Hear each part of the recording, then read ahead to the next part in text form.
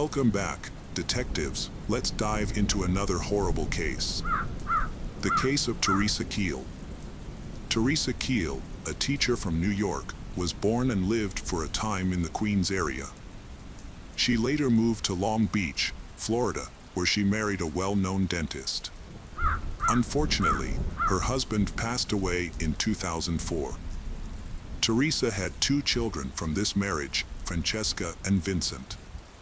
After becoming a widow, she devoted her entire life to taking care of her children. Besides, she created a unique tutoring program for local homeless children who did not have access to education. Initially, Teresa worked as a teacher, and eventually she became the principal of a high school in the district. Her son, Vincent, was a talented athlete and tennis player, while her daughter Francesca excelled in school. Then, Vincent became an app developer with his mother's support.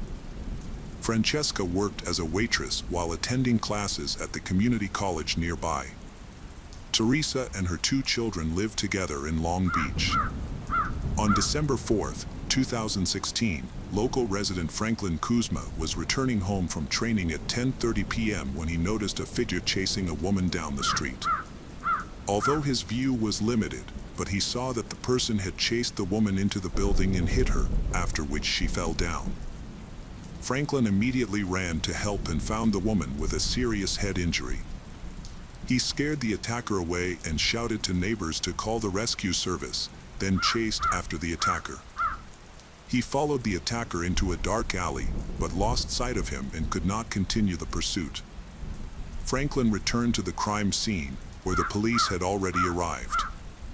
The victim was 56 years old Teresa Keel, who was alive but in serious condition. As she was being loaded into the ambulance, her son Vincent arrived, and a neighbor informed him about the incident. Vincent was in shock, having dined with his mother just a couple of hours earlier. The police began examining the crime scene, which was at the entrance of an apartment building. A hole in the wall indicated that the criminal's first blow missed its target. Teresa had resisted the attack. The possibility of robbery was ruled out because her wallet and phone were found next to her. Given the brutality of the attack, the police believed the motive was personal. Franklin, a neighbor who witnessed the attack and chased the suspect, provided a detailed account of the incident. He described the attacker as tall, strong, and athletic. The attacker's face was partially concealed by a hat and a bandage. Despite using search dogs, no trace of the suspect was found, suggesting he fled by car. Near Teresa's house, a blood-stained dumbbell was discovered and became the main weapon in the case. It was sent to a lab for analysis. Records supported the sequence of events, and Franklin's neighbor obtained an image of the suspect, but it was of poor quality, obscuring the face. Franklin was seen pursuing someone carrying a sports bag. It is possible that inside were clothes that the suspect had changed into before disappearing. However, Teresa's daughter, Francesca, could not be reached. Her brother Michael and Vincent reported that Francesca left home about 10 months ago, after starting a relationship with Ralph Kepler. The relationship caused family tension since Francesca was 18 and Ralph, at 26, had a dubious reputation. He was a former athlete and worked as a correctional officer. Francisco often argued with her mother, who urged her to end the relationship and return home. The family believed Francesca might be involved in the attack on her mother, suspecting Ralph's involvement. Right after the attack, Teresa fell into a coma. Doctors reported severe injuries from a blunt object. She almost lost her right eye, several teeth were knocked out, her skull was crushed, and she had a serious brain injury. She was connected to life support. Doctors suspected a dumbbell caused the injuries. The police hoped Teresa would wake from the coma to give a statement. Meanwhile, detectives conducted a more thorough investigation into Francesca and Ralph. The investigation revealed conflicts between Ralph and the Keel family, which could be a motive. The police visited Linwood, where he and Francesca lived. They were separated and questioned separately. She was shocked to hear of the attack on her mother. Detectives were skeptical, but she insisted they had an alibi. She and Ralph were at home all night wrapping gifts and watching football, they providing a selfie posted online 11 minutes after the attack as proof. Ralph, in another room, supported her story, saying he only left the house once that day, around 11 a.m., to buy a lottery ticket and then returned home. Detectives remain wary about Ralph and Francesca's statements, even though their statements have many similarities. They were questioned extensively about the tension between them and Teresa. They do not deny it, but they explaining that Teresa was suspected of embezzling money from investors who funded their joint project to develop a new social network. According to they, all the investors could be upset with Teresa. Moreover, a lawsuit had recently been filed against her. During the investigation, the detectives looked into the investors and discovered that one of them was Ralph, who had invested $130,000 in the project. Ralph considered himself an ambitious entrepreneur and wanted to invest his savings wisely. He knew Vincent was an app developer and wanted Vincent to create a new dating app, similar to a social network, that would become popular and profitable. However, this job takes a lot of time and he doesn't like it. Ralph accused Teresa and Vincent of defrauding investors out of $350,000 intended for app development. In a lawsuit filed in May 2016, Ralph claimed that his money was misused for cosmetic surgeries, luxury cars, beauty salon visits, and clothing. Both Teresa and Vincent denied these allegations. Vincent continues to develop this application, he stating from the beginning that app development would take a significant amount of time and effort. Other investors had solid alibis and did not blame Teresa, as she had refunded their money. This left Ralph and Francesca as the main suspects. To validate their suspicions, detectives needed concrete evidence. Ralph and Francesca's alibi was weak, and no one could corroborate it. Detectives noticed discrepancies and decided to conduct a thorough investigation into the couple's communication. They collected recordings of messenger conversations from Vincent, Francesca, Ralph, and Teresa, who was still in a coma. The investigators uncovered troubling evidence. In nearly every conversation, Teresa warned that Ralph posed a threat to the family. Ralph, in turn, claimed that Teresa had severely harmed his well-being and made threats suggesting she deserved to die. He also mentioned the possibility of an accident, and after the attack, he and Francesca expressed satisfaction that Teresa had sustained serious injuries, particularly the loss of an eye. However, this was not enough to bring them to court. People who knew Teresa mentioned that she was frightened of Ralph and often voiced this to friends. She feels he is a threat to Vincent and Francesca. Teresa's family has filed a lawsuit in court, accusing Ralph of financially, emotionally, and sexually controlling Francesca. They alleged that he monitored Francesca's phone calls and emails, pressured her into getting breast implants, and even forced her to claim that Teresa's was a prostitute. Francesca denied these allegations, asserting that everything was consensual, which led the judge to dismiss the case. During the trial in December 2017, Ralph alleged that Teresa and Vincent had received a substantial amount of money from him to develop a dating app but used it for personal expenses instead. However, these allegations were unsubstantiated because Vincent demonstrated that he was still actively working on the project. The investigators investigated Ralph and Francesca's phone records and discovered a phone number linked to Spytech, a company that sold tracking devices.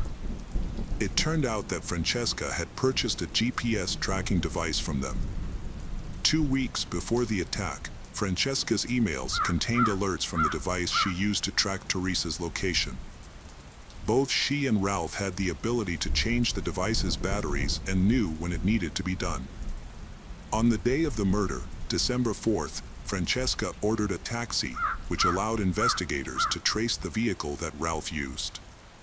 Detectives spoke with the taxi driver. The driver recalled that he had given a ride to a man who matched Ralph's description. The driver described him as a tall and strong individual. He was acting very strangely. He seemed nervous, climbed into the back seat, and bent down as if trying to hide from someone, and got out at the station. Although the price of the trip is $5, but he paid nearly $20 and quickly left.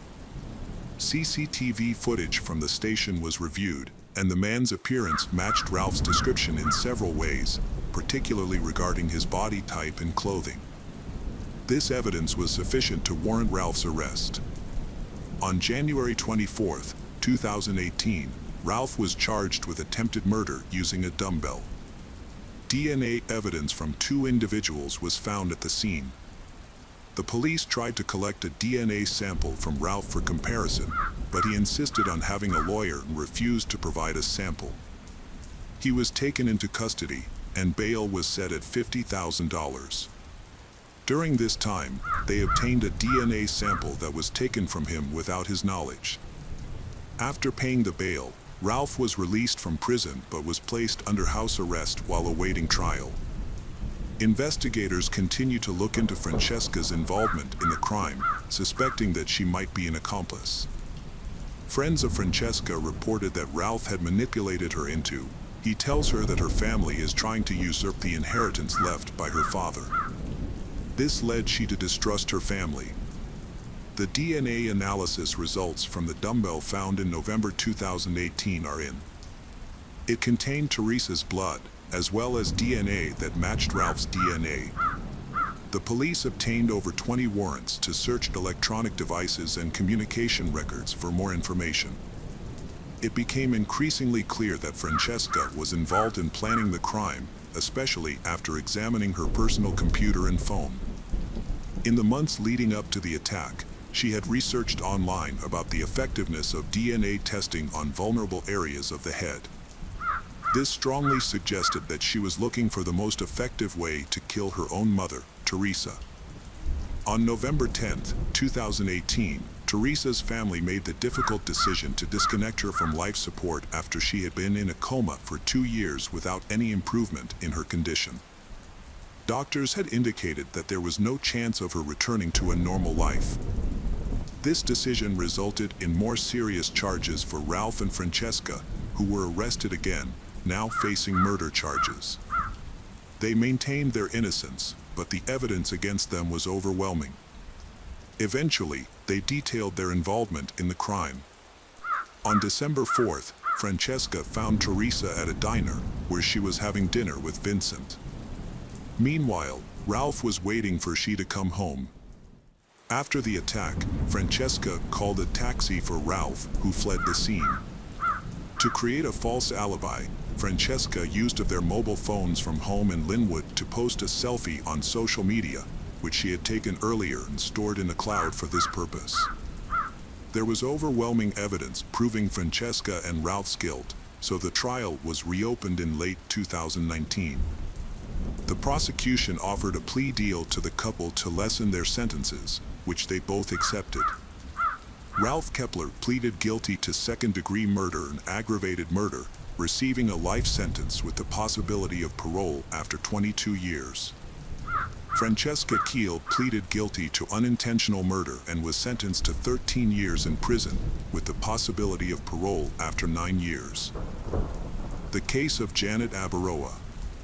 For many people, family is the most important aspect of life. However, it can be very challenging to find a partner who will be a supportive and ideal husband and father. Unfortunately, love can sometimes cloud judgment, leading to relationships with people who are far from perfect and may even become a source of distress. Janet Abaroa was born on June 19, 1979, in a small town in Virginia. She was the 7th child in a large family that practiced the Mormon faith, which played a significant role in their lives from a young age.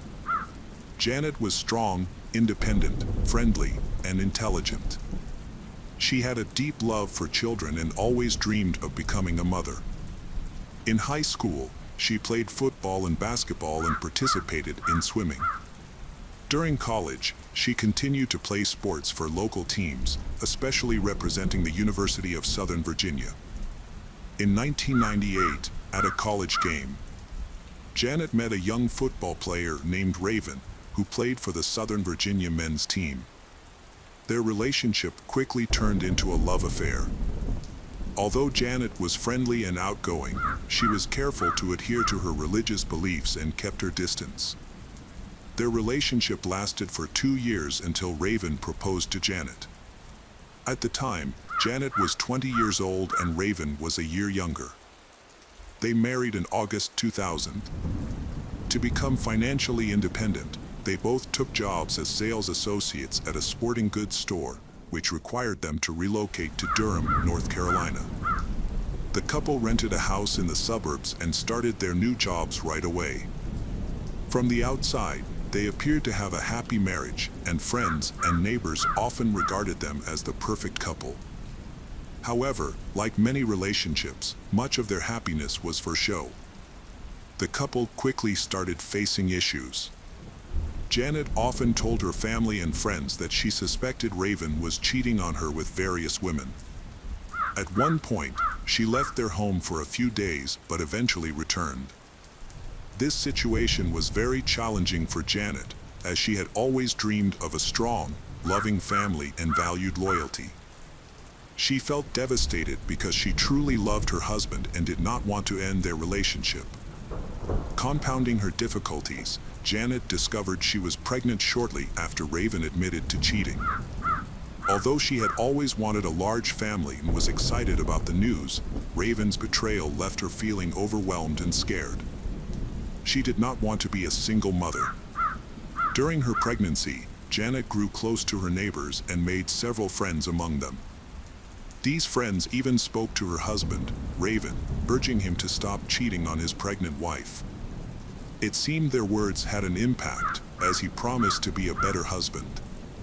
However, Janet remained unsure of the sincerity of his promises, given his history of deceit. Despite her concerns, life appeared to return to normal, especially after the birth of their son, Caden, on October 17, 2004. He became the center of Janet's world. The young family was struggling financially during a crisis. Janet, the mother, had stopped earning an income, leaving Raven as the only provider. However, his salary as a seller was not enough to support 3 people. Their landlord recognized their difficulties and agreed to postpone their rent for 3 months, understanding that the baby would add to their expenses.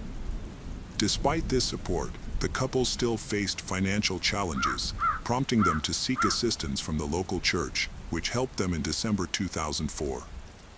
The situation took a turn for the worse when their son was just 2 months old. Raven was arrested for stealing merchandise from the sporting goods store where he and Janet worked. He had stolen several tracksuits and sold them online, resulting in over $9,000 in losses for the store. As a consequence, Raven was fired, and overwhelmed by the shame of her husband's actions, Janet also decided to quit her job. Fortunately, Raven did not go to prison, but he was required to pay $10,000 in restitution to the store and received a 2-year probation sentence. Afterwards, Janet and Raven were both unemployed. They struggled financially. With a criminal record, Raven was unable to find regular work, but despite these challenges, the young family managed to make ends meet by working part-time. Janet's family received support from relatives while still holding down her part-time job. A few months later, they were faced with a devastating tragedy. On April 26, 2005, Janet picked up her son Caden from daycare to prepare dinner. That evening, her husband came home, they had dinner together, and after Janet and Caden fell asleep, he went to Mauriceville to attend a local mini-soccer game. When he returned home, he witnessed a horrifying scene. Janet was lying on the floor in a pool of blood. Nearby, Caden was lying in his crib, fortunately, was not injured. In shock, Raven immediately called the police.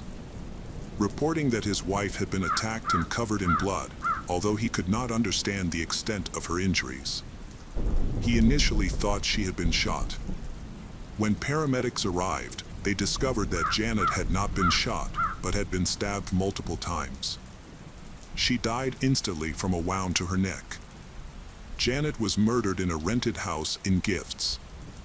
Shockingly, she was pregnant and her unborn child was also killed. The police were horrified by the severity of the murder and needed to find out who could have committed such an act. After examining the crime scene, Janet's body was sent to the forensic laboratory. The autopsy revealed 3 deep stab wounds, one on her left hand, indicating that she had tried to defend herself. The fatal wound was to the neck, where the attacker had severed an artery, causing severe blood loss. With such injuries, Janet would have died within minutes. In addition, experts were unable to determine the exact time of death. At the crime scene, forensic scientists gathered a significant amount of evidence from the victim's body, which required thorough examination.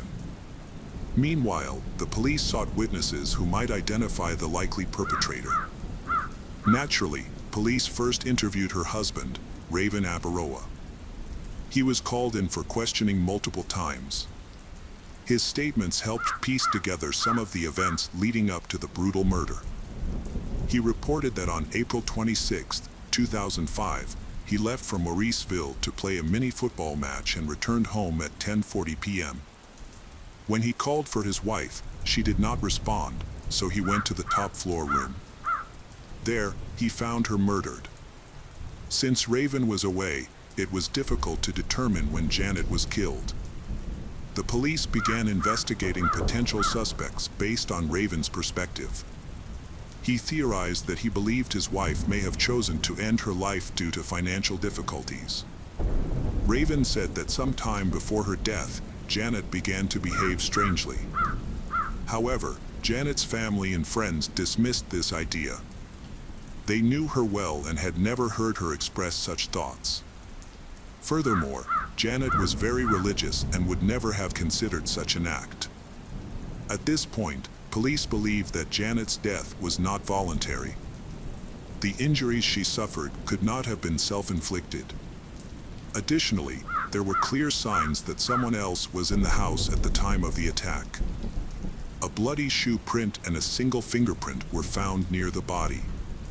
The lack of broken windows or doors suggested that the victim had voluntarily allowed the attacker into the house. There were no signs of a struggle, except for defensive wounds on Janet's arm, suggesting that she had attempted to defend herself from a blow. The attack appeared sudden, especially since Raven said that Janet was asleep when he left.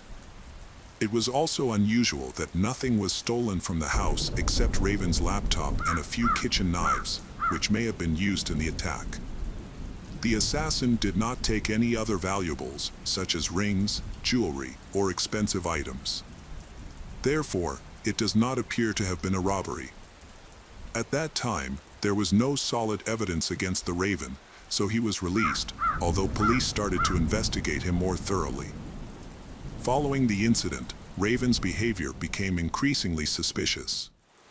Just a day later, he packed his belongings, took his son, and moved to Utah. This reaction seems understandable, as not every husband can stay in a house where such a violent murder took place. He needed the support of his loved ones, which is why he went to where his family lived. Raven's friends later commented that he did not act like someone who had lost a loved one. He did not seem to care about what had happened to his wife or who was responsible. Raven clearly had no intention of helping find the criminal or bring justice. He did not participate in distributing or preparing the reward notice or any other action taken by the police or the family. Instead, Raven simply left with the child and refused to cooperate further. The police observed that Raven was reluctant to cooperate at first and eventually ignored all requests. While Janet's family devoted all their free time to assisting the police.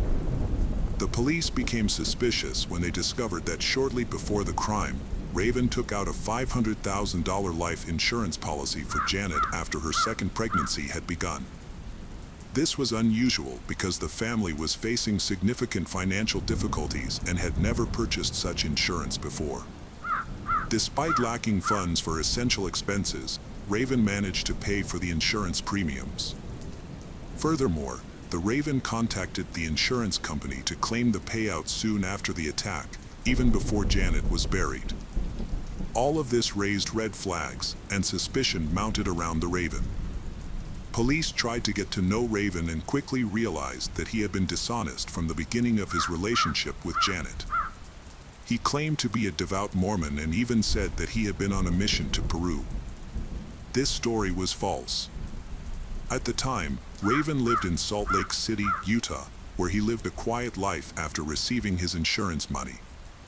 During this time, he met Vanessa Pont, a single mother who lived nearby. They soon began dating. Raven was not like other men. His friendly demeanor set him special. He knows how to attract attention, quickly winning Vanessa over with his lies. He gains her trust by claiming that his wife died in a car accident. At the time, Raven is unaware that Janet's family is watching his every move. They discover his suspicious actions and are determined to find out what he will do next, hoping to gather evidence of his involvement in Janet's death.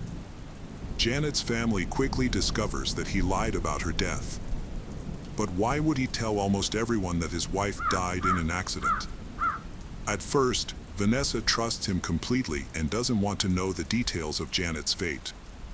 However, her curiosity eventually leads her to the truth.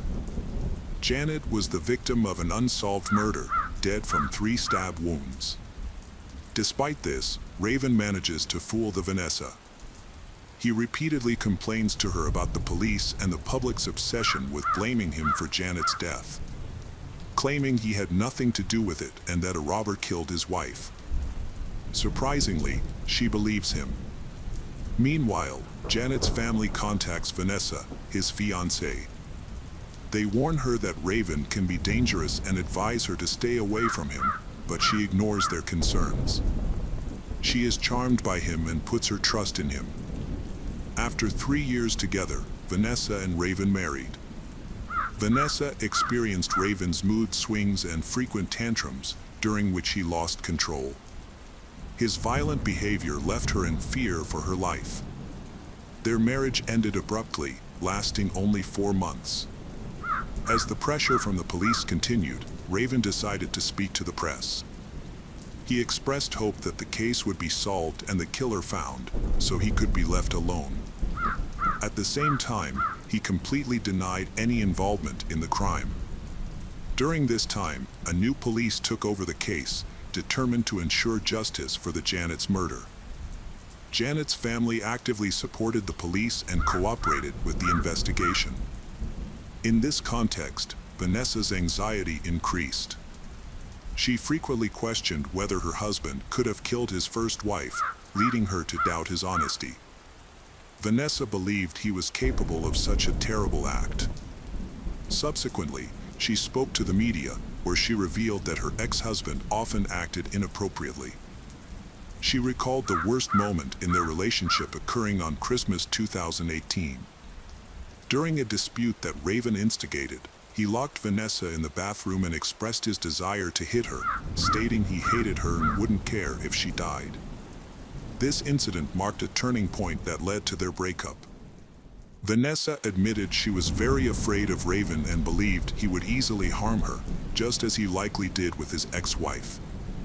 The new police believe that Raven is responsible for this crime. The main challenge is Raven's alibi for the night of the murder. Around the time Janet was attacked, he was at the stadium playing mini soccer, and several witnesses have confirmed this. Furthermore, shoe prints found at the scene do not match Raven's shoes, and bloody fingerprints on the door do not belong to Raven. However, there is something troubling about his behavior. The police called Raven to ask him a few questions over the phone. Raven repeated his story, but he did not remember many details. This raised suspicions. Raven claimed the knife had gone missing from his home on the night of the attack, discovered during a move. He said that the police did not find the knives because they did not conduct a thorough investigation, which made him doubt their ability to catch the criminal. Meanwhile, the police believed that they had not missed anything because forensic experts had spent a lot of time carefully examining the crime scene. For years, the investigation was unsuccessful. However, circumstantial evidence pointed to Raven as a suspect. Police spoke with Raven's former girlfriends, all of whom described him as very aggressive and prone to violence. Police also discovered that, on the evening of the attack, Raven locked his dog in the garage, something he had never done before. Police believed this action was significant, thinking that Raven may have feared that the dog would protect Janet and prevent him from committing the crime or attract attention to the house by barking. Police discovered that the day before the crime, the Raven transferred data from his laptop to another storage device. This raised suspicions of premeditated murder since the laptop was reportedly stolen. On February 1, 2010, based on this circumstantial evidence, the Raven Abaroa was arrested on suspicion of first-degree murder, extradited to North Carolina. However, the evidence against him was insufficient, being entirely circumstantial, so police continued to gather more evidence for the trial. When the police arrived at the crime scene, they thoroughly examined the photos and the victim's body. The police noticed an open, empty contact lens case on the table next to the bed. This suggested that the Janet might have been wearing her lenses at the time of the crime. However, her parents insisted that she never went to bed with her lenses in. She always removed them before sleeping. This begs the question, was Janet killed before she went to bed and before he left? The forensic expert who conducted the autopsy overlooked whether the Janet was wearing contact lenses, but this was not intentional.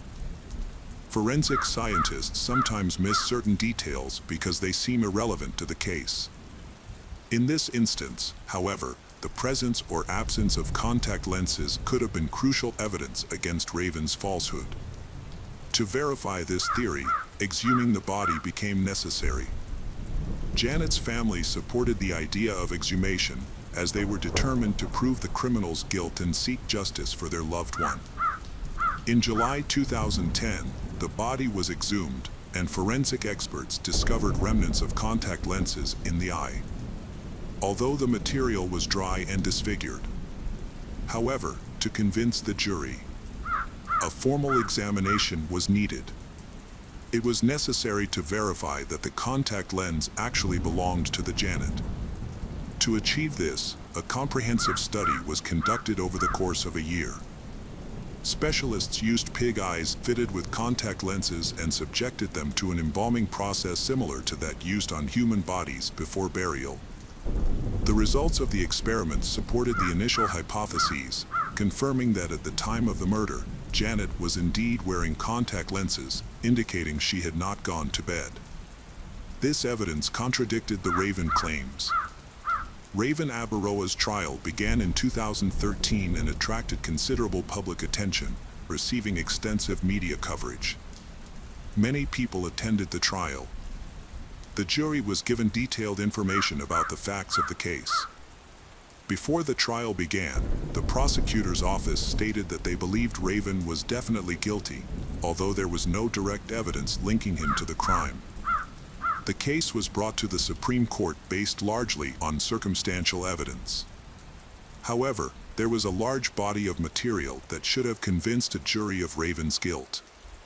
Friends and family of Janet said that just a month before her death, she had expressed concerns about her husband. She mentioned that he had serious anger issues and often lost his temper and control. Janet repeatedly expressed her fear of Raven and said she intended to leave him. Janet's mother said she often witnessed heated arguments between the couple. In interviews with police, Raven admitted to having numerous arguments with his wife but adamantly denied any wrongdoing. During the trial, the defense pointed out to the jury that police initially focused on evidence pointing to Raven's guilt, ignoring other potential suspects, and ignored several pieces of evidence.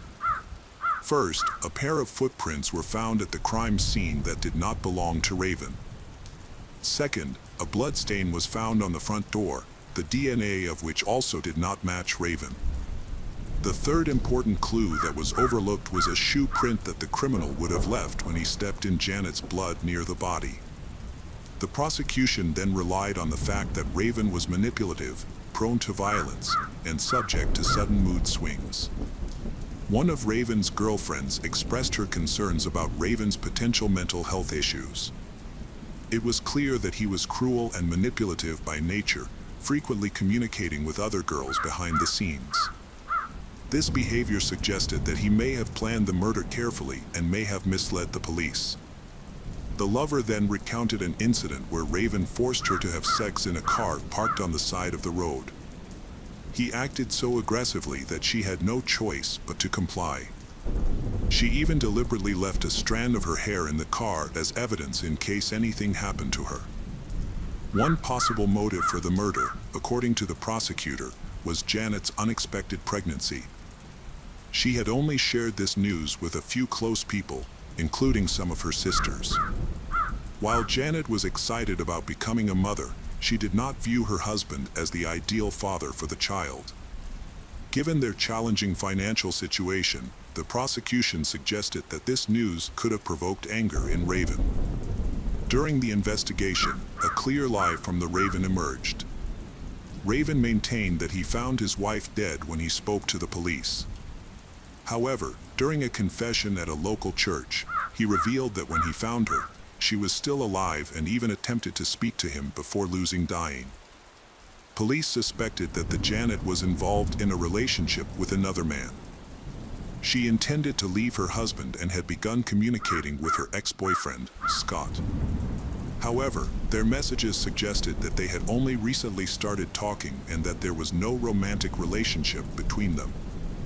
In March 2014, Raven entered into a plea agreement with the prosecution and pleaded guilty to manslaughter for killing his wife. As a result, he received a 10-year prison sentence, with the possibility of parole after 8 years. Custody of their son was given to Janet's family. Raven was released from prison on Christmas Day 2017. He returned to Utah and still lives there to this day. Janet's family was outraged by the sentence, as Janet can never return, while her husband continues to live his life. The case of Julissa Thaler. In May 2022, the case of Julissa Thaler shocked the United States. She was sentenced to life in prison for a heinous crime. Julissa had a difficult life with many problems, but many people still found it hard to believe that she could commit such a terrible act. In court, she pleaded innocent, claiming that the United States government agencies were largely to blame. This complicated story began on December 15, 2015, when Julissa gave birth to her son Eli, who was diagnosed with Townes-Brocks syndrome, a genetic disorder. The pregnancy was carried to full term, and Eli underwent several surgeries in the first months of his life. Although intellectually healthy, Eli had mobility problems, kidney disease, and needed a hearing aid. However, he was a happy and sociable child. At 22, Julissa ended her relationship with Torrey Hart, the father of Eli, and moved in with her mother for a while. During her youth, she began facing significant challenges. From ages 13 to 18, she frequently stayed in psychiatric hospitals for treatment of drug and alcohol addiction. She had conflicts with her parents and ran away from home multiple times. These issues persisted after her child was born. In particular, she was closely monitored by the Department of Child Support Services in Minnesota because, in 2017, her child did not receive necessary medications and appropriate treatment. Julissa was also criticized for not adequately meeting her son's needs. In 2019, Julissa claimed that Torrey had threatened to blow her up in her car. This allegation was investigated and found to be false, as Julissa had made up the story during a psychotic episode to prevent the father from seeing his son. Torrey was very devoted to the child and cherished their time together. Tori also accused Julissa of being incapable of caring for their child. An investigation confirmed these claims, and after visits from social workers, Eli was temporarily placed with a foster family by Julissa in October 2020. During the visit, social workers found that the boy did not have proper clothing, was wearing pajamas around the house, and lived in a filthy environment. The first-floor bathroom was flooded and had many products scattered around, some of which were rotting at the time of the inspection. The refrigerator did not have enough food. At the end of 2021, Tori returned to family court, concerned about his son. Julissa, the boy's mother, was unable to provide a safe living environment. She had been evicted from her rental home, was experiencing mental health issues, and had started using illegal drugs again. This situation made it unsafe for the Eli to stay with her. Additionally, the boy started exhibiting serious behavioral problems.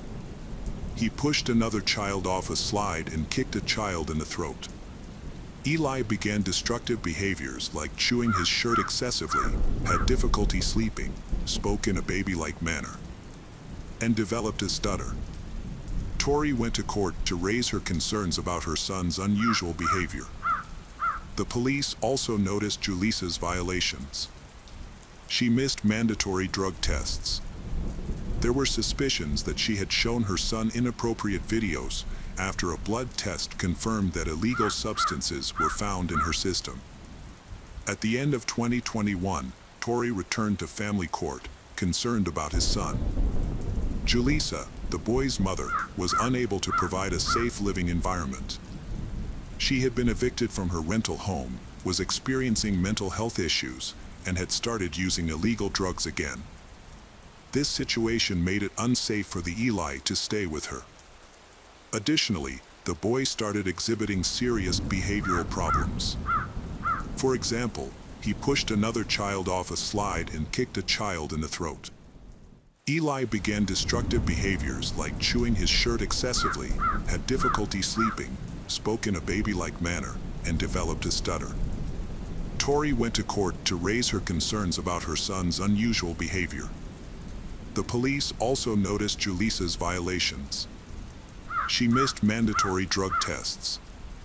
There were suspicions that she had shown her son inappropriate videos after a blood test confirmed that illegal substances were found in her system. One notable story that illustrates Julissa's attitude toward her son involves her picking up a tumbler that had fallen from a steep mountainside during a hike. She left the sick Eli alone at the top of the mountain while she went down to retrieve the broken cup. Social workers evaluated her and determined that she was not competent to judge the risk, possibly due to the effects of her medications or her mental health issues. However, it was the social worker who was concerned about the situation who advocated for Julissa to have custody of the child. Officers were concerned about Julissa's lack of self-control and her refusal to attend weekly therapy. They observed that she had committed multiple traffic violations, such as speeding and reckless driving, which raised concerns about her ability to safely care for her child. However, officers noted that there was insufficient reason to revoke her parental rights because she had demonstrated self-control in court appearances. On May 10, 2022, Julissa was awarded full custody of her child. Sadly, just 10 days after she regained custody, tragedy struck. On May 20, 2022, at approximately 7 a.m., someone called 911 to report a silver car driving on wheels without tires. When the police arrived, they found Julissa driving. She looked disheveled and had blood on her hands and face. Julissa explained that the blood in the car was from deer meat that a butcher had given her, and she mentioned that the blood on her hands and face was from accidentally getting it on. The officers were suspicious and confused as to why she did not clean herself. They noticed what looked like human flesh around the armrest, but Julissa insisted it was animal flesh and could not explain the poor condition of the car. Finding her story suspicious, the police decided to investigate further. Julissa became very upset when she was asked to sit in the patrol car while the police ran a background check on her and her car. The officers determined that neither she nor her car were wanted for any crimes, but they still found the car suspicious. To prevent further problems, the police drove her home but took her car for further inspection, suspecting that it might be linked to a crime. During their investigation, they discovered a bullet hole in the passenger seat armrest, possibly from a handgun. In the trunk, they found a pistol and a bloody blanket covering the body of a child. Police quickly returned to Julissa's home, but she was gone. Security cameras showed her leaving with a man just before police arrived. Police tracked them down and arrested them both at an apartment. Before leaving, Julissa attempted to wash her bloody clothes. She was taken to the Hennepin County Jail, where her mental health worsened, causing delays in the investigation. She was eventually charged with the murder of her son, Eli. Forensic experts confirmed that Eli was sitting in the back seat when 9 shots were fired. The boy's father, Tori, was devastated by the loss. Tori's pain was compounded when social workers refused to let him save his son, despite his efforts. It was discovered that Julissa had been experiencing severe mental health issues shortly before she regained custody of her son. Furthermore, she had prevented Tori from seeing Eli for an extended period of time by making baseless accusations against him. The trial was set for 2023 after a psychiatric evaluation determined that Julissa was sane and able to understand the allegations against her.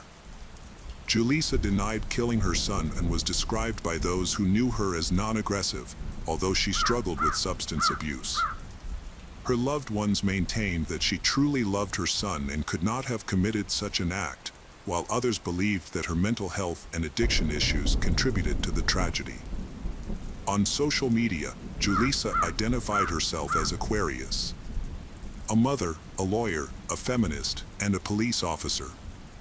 However, evidence such as video footage showed that she had purchased a handgun and ammunition and left her apartment with a wrapped item. A child's car seat with a large bullet hole was discovered, and surveillance footage captured Julissa attempting to wash blood off her hands at a gas station.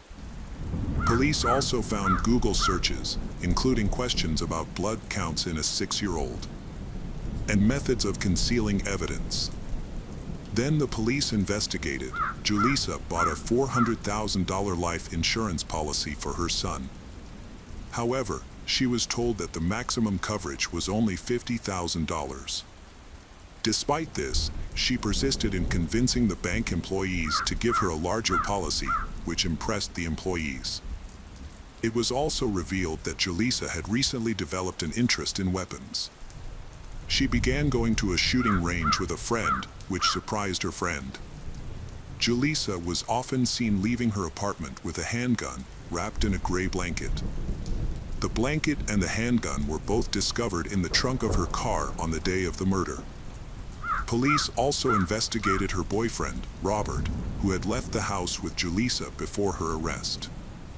Robert, a childhood friend with whom she had a good relationship, denied any involvement in the murder or conspiracy. Police found no evidence against him. During the trial, Robert was stunned by the evidence and the maximum sentence that could be given to Julissa. Robert helped reconstruct the events of that morning when he last saw Eli alive. Julissa had told him that she would take Eli to school.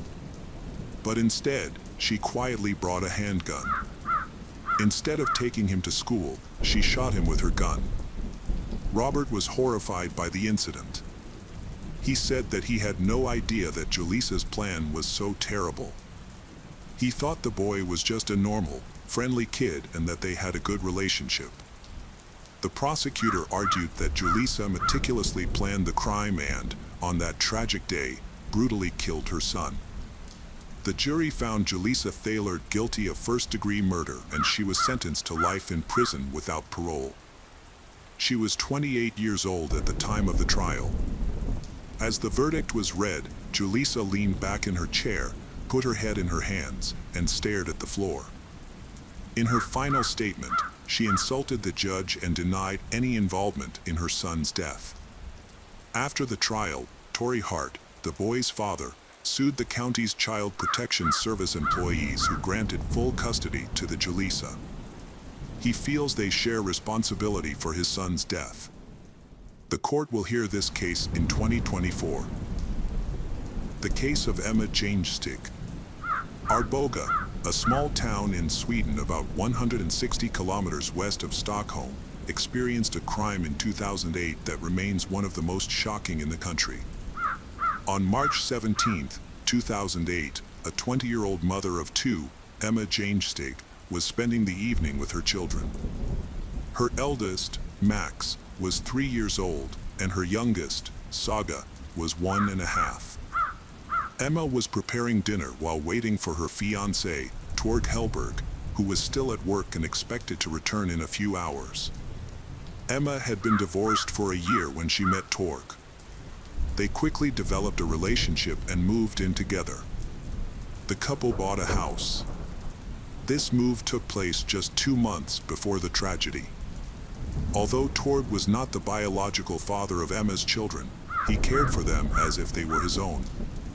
It seemed that Emma had found the perfect partner to build a complete family and raise her children. Nicholas, the biological father of Max and Saga, maintained contact with the kids. He had a reserved relationship with his ex-wife, Emma, but spoke with the children almost every day. Around 6 p.m., Emma and the children sat down for dinner. Torg couldn't join them this time because he was working late, but he said he would be home soon. While waiting, Emma decided to use the time to message her family and friends. She used a messaging app to chat with her sister, and their conversation continued smoothly until her sister received the last message at 19:07. Suddenly, their dialogue stopped abruptly in the middle of a sentence. Emma didn't read more messages or respond, which seemed odd. Her sister found this strange, so she contacted Torg and expressed her concern about Emma's unusual behavior and lack of response. As it turned out, Torg was free earlier than expected and was already walking home. He assured Emma's sister that he would check on the situation. Torg arrived at the house at 19:17. Everything seemed normal from the outside.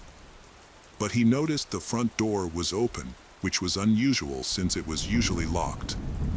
Sensing something was wrong, Torg cautiously entered the house and was met with a shocking sight. The corridor was in complete disarray, items were scattered on the floor, and some pieces of furniture were broken. Initially, he couldn't understand what had happened and thought it might be a children's game that had gotten out of hand. However, he soon realized that the extent of the chaos was too severe for children to have caused it, and Emma would not have allowed it. He called out to all the household members by name several times, but there was no response. Suddenly, at the end of the hallway, Torg noticed a suspicious figure on the floor. As he approached, he was horrified. He saw a small body lying in an unusual position with many cuts on its face and head. Emma lay next to it, her body covered in blood. Realizing he needed to act quickly, Torg called the police at 7:20 p.m. The police received the call from Torg, a distressed man who was desperately calling for help. He explained that someone had attacked his family while he was away. In the background, a woman's moans could be heard. The police quickly dispatched police and ambulance services to the location. Doctors arrived within minutes. By then, Torg had discovered that all 3 family members had suffered severe head injuries, so severe that they were unrecognizable. To their surprise, doctors discovered that all of the victims were still alive and breathing. Everyone was immediately taken to the hospital for emergency care. Max and Saga were in critical condition, while Emma's injuries were slightly less severe. Her was placed in intensive care and put into a medically induced coma. Doctors predicted from the start that even if the children and mother survived, the brain injuries they suffered would likely have long-term effects on their lives. Doctors battled to save the victims. Meanwhile, forensic experts examined the scene of the horrific attack, which looked like a scene from a horror movie. The area was cordoned off for a thorough examination due to the severe chaos inside the house. Unfortunately, the medical team left many traces while providing aid and transporting the victims, which led to displaced objects and lost evidence. The attack clearly happened within a 13-minute window between 1907, when Emma's sister received her last message, and Torg's emergency call at 1920. Initially, Torg, the head of the family, was suspected. However, he had a solid alibi as surveillance cameras had captured him on his way home, thus eliminating him from the suspect list.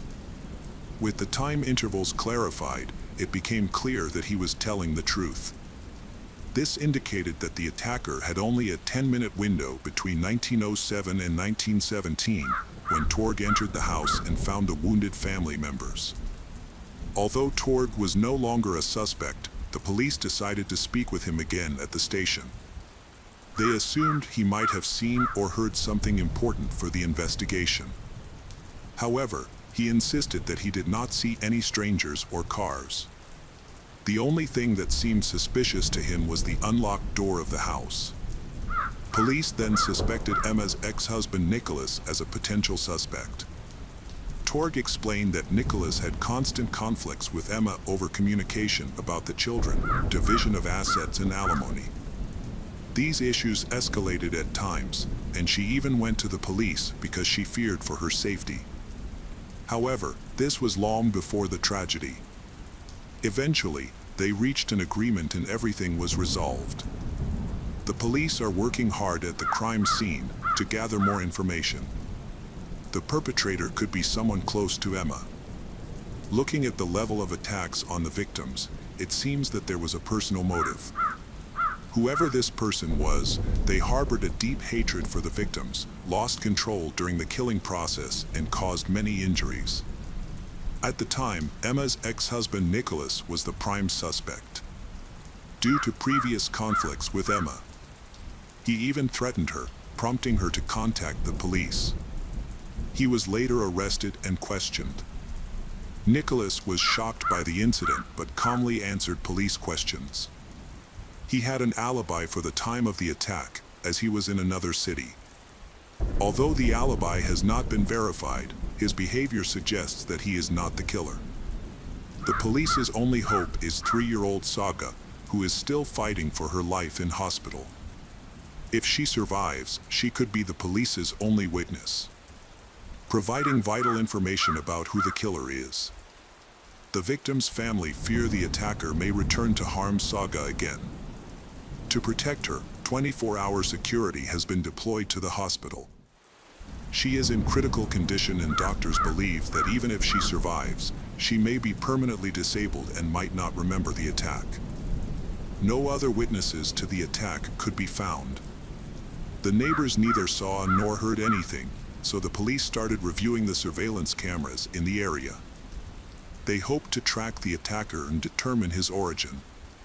It was also crucial to find the murder weapon, which might have traces of the criminal.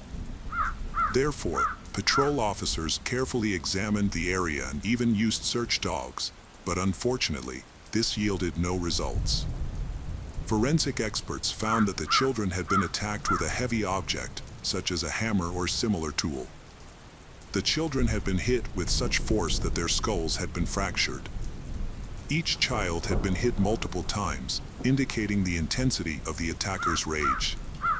This behavior was an important clue. However, it is not possible to identify anyone capable of doing so.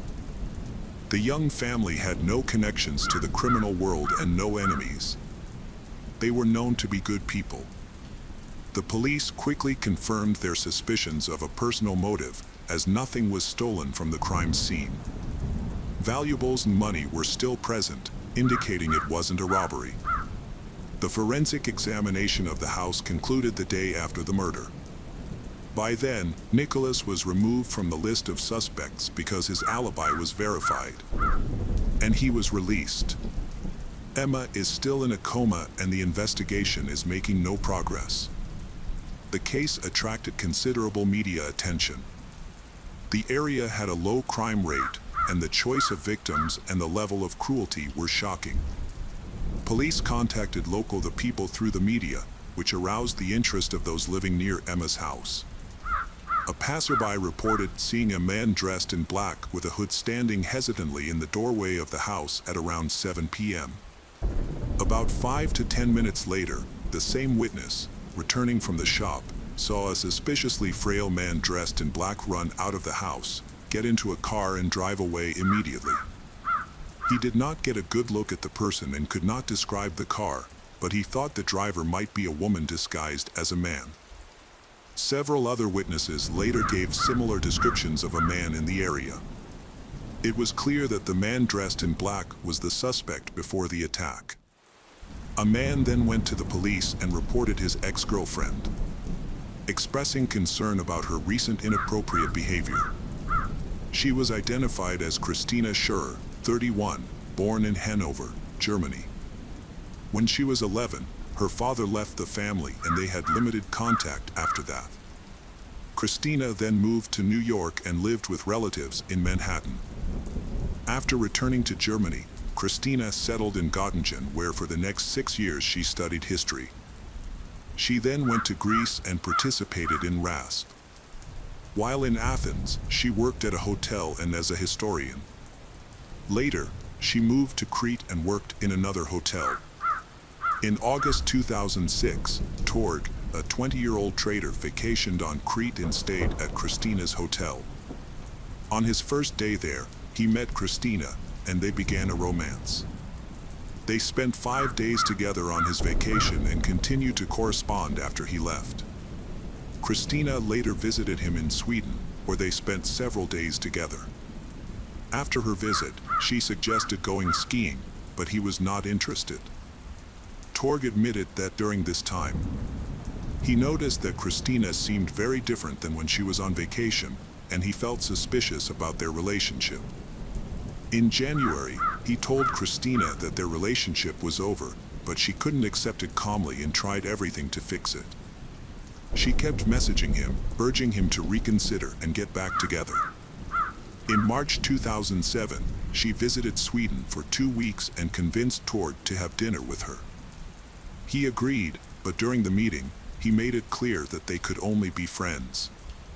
Christina accepted this and left, but after some time, she returned to Sweden again, insisting on a new meeting, considering that this should be the last dinner together at which they would clear things up. During this meeting, she suggested giving their relationship another chance, but Torg firmly refused, as he believed the matter was settled. The Christina informed the Torg that, since they would no longer be in a relationship, she wanted to visit him to collect some items she forgot during a previous visit. Torg agreed to her request. After a brief visit, Christina left. However, the next day, she called again asking for help because she got lost near a castle. The Torg went to find her, and when he did, she admitted that she had taken a large dose of drugs the previous night, intending to end her life due to their breakup. Feeling compassionate, Torg allowed her to stay the night.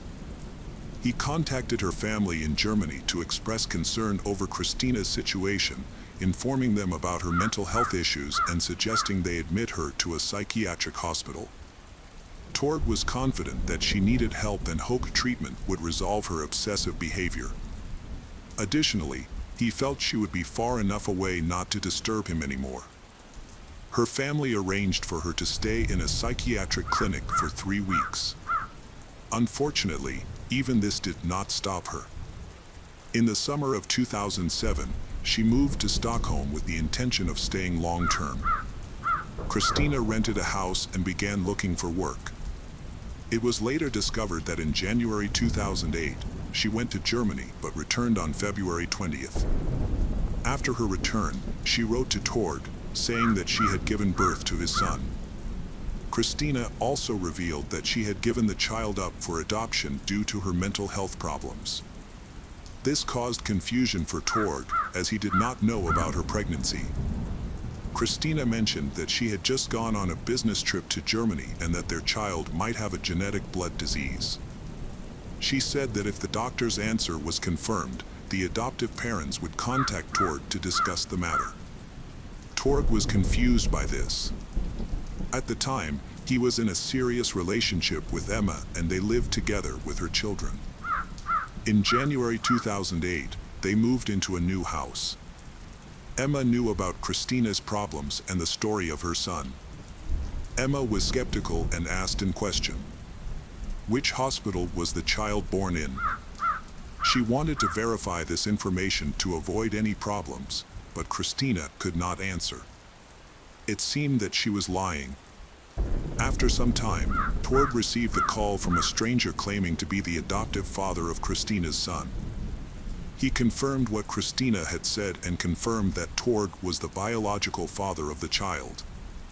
The entire situation seemed unbelievable. It appeared that someone Christina knew had contacted Torg at her request, trying to manipulate the situation. At this point, Torg and Emma both believed the story of the child to be a fabrication. Christina could not provide any evidence of her son's existence. Police began investigating the possibility that Christina had been involved in the murder of Emma and her two children. She had been near Emma's home on the day of the murder before quickly leaving for Germany. To solve these problems, cooperation between the Swedish and German police was needed. On March 20th, a warrant was issued for Christina's arrest. The media quickly reported that Christina had been found in Hanover. Upon hearing the news, her mother and brother contacted the police, asking why Christina was a suspect. The police explained their suspicions of her involvement in a violent attack, which shocked her mother. Christina then called the police herself, claiming it was a misunderstanding and denying any involvement. However, she was arrested after speaking with the police. Christina requested an attorney, and her attorney found an error in the arrest warrant, which led to her release. However, Christina was rearrested 24 hours later. Throughout her interrogation, Christina maintained her innocence. When police searched her rented apartment, they confiscated her cell phone, laptop, and the clothing she was believed to have been wearing on the day of the murder. Christina claimed she was wearing a beige jacket, but witnesses said they saw her wearing a black jacket. The black jacket found during the search was clean and bloodless, suggesting it may have been a different item of clothing. The key evidence was found in search queries on Christina's laptop, which had many photos of Emma and her children and a blueprint of their home. This showed that Christina was planning the crime. Just before the attack, she looked up ways to hide evidence of a crime. She also repeatedly checked Torg's social media pages, demonstrating her intense obsession with him, along with diary entries detailing her victims, including their addresses and habits. On March 27th, Emma emerged from her coma. She was recognizable, much to the relief of her family. Police prepared for a crucial interview when Emma was able to communicate clearly, taking care not to mention her children to protect her mental state and ensure accurate responses. On April 1st, just 3 days after waking from her coma, Emma had her first meeting with the police. Despite her efforts to remember, she did not understand the police's questions or why she was in the hospital. Doctors hoped that her memory would improve over time. Emma asked more and more about her children. After her first interview, a doctor briefed her about the attack but did not go into detail. However, by the next morning, Emma had forgotten the conversation, a situation that lasted for weeks. Because of her fragile condition, officials chose to provide only vague answers about her children and prevented her from accessing newspapers or TV. This restriction frustrated her further, as she couldn't understand the situation. She continued to believe her children were alive, despite her initial memory lapses. Finally, after a conversation with a doctor, she realized that she would never see her children again, but she still could not remember what had happened. She believed that she had been in a serious accident. At this time, forensic experts did not find any of Christina's DNA or fingerprints in Emma's house. It is possible that Christina's attempt to stage the murder was successful, Additionally, they were unable to find a murder weapon. In March, Christina's roommate reported to the police that a hammer had gone missing from her toolbox. The hammer matched the description of the murder weapon, indirectly linking Christina to the crime. However, without strong evidence to charge, the investigation continued. Police focused on shoe prints found at the scene of the children's murders. Several other footprints, belonging to the paramedics, the three victims, and Torg, were not involved and were discarded. However, police did identify prints from sneakers not worn by family members or police. They identified the brand, style, and size that Christina had worn. A photo on her personal page showed her wearing the same pair of sneakers, in the same size, but this evidence remained circumstantial. Video surveillance recordings from the railway station provided significant evidence, showing that Christina, wearing her jacket, visited the city at least 3 times in the week before the attack. Her last visit was on the day of the murder, March 17th. Although the images were unclear, her identity was confirmed through mobile phone geolocation. When questioned, Christina could not clearly explain her presence in the city. She later stated that she was there for work. Police were able to determine the motive for the attack when they found notes on Christina's computer that revealed her intense jealousy of Emma, as Christina struggled to accept that Torg had found happiness with someone else. A psychological examination determined that Christina was sane. The police continued to make every effort to help the Emma, who miraculously survived, regain her memory. They even accompanied her to the crime scene, but this did not assist. Then, a few days later, there was an unexpected breakthrough. Emma suddenly recalled that on the evening of March 17th, someone had knocked on the door. The Emma opened it to find a girl in dark clothes and a hood standing there. The stranger introduced herself as Christina and immediately struck Emma on the head with a heavy object. It is frightening to think about what happened next in the house and what the defenseless children went through. On July 29, 2008, Christina Schurrer appeared in court in Sweden, charged with double murder and attempted murder. Her defense team remained hopeful, considering the evidence against her circumstantial and easily dismissed. However, Christina's strange behavior complicated matters. She waved and smiled inappropriately at those present in court, behavior that supported the prosecutor's portrayal of her as cruel. Christina said her visit to the city was for work. The prosecution, on the other hand, argued that she had come to the city with the intention of killing. They claimed that she had been there twice before, on March 12th and 14th, to check out her targets. Furthermore, they portrayed Christina as a pathological liar obsessed with her ex-partner. There was no evidence that she had ever been pregnant or had children. No witnesses saw her pregnant, and there were no maternity records showing that she had given birth or adopted a child.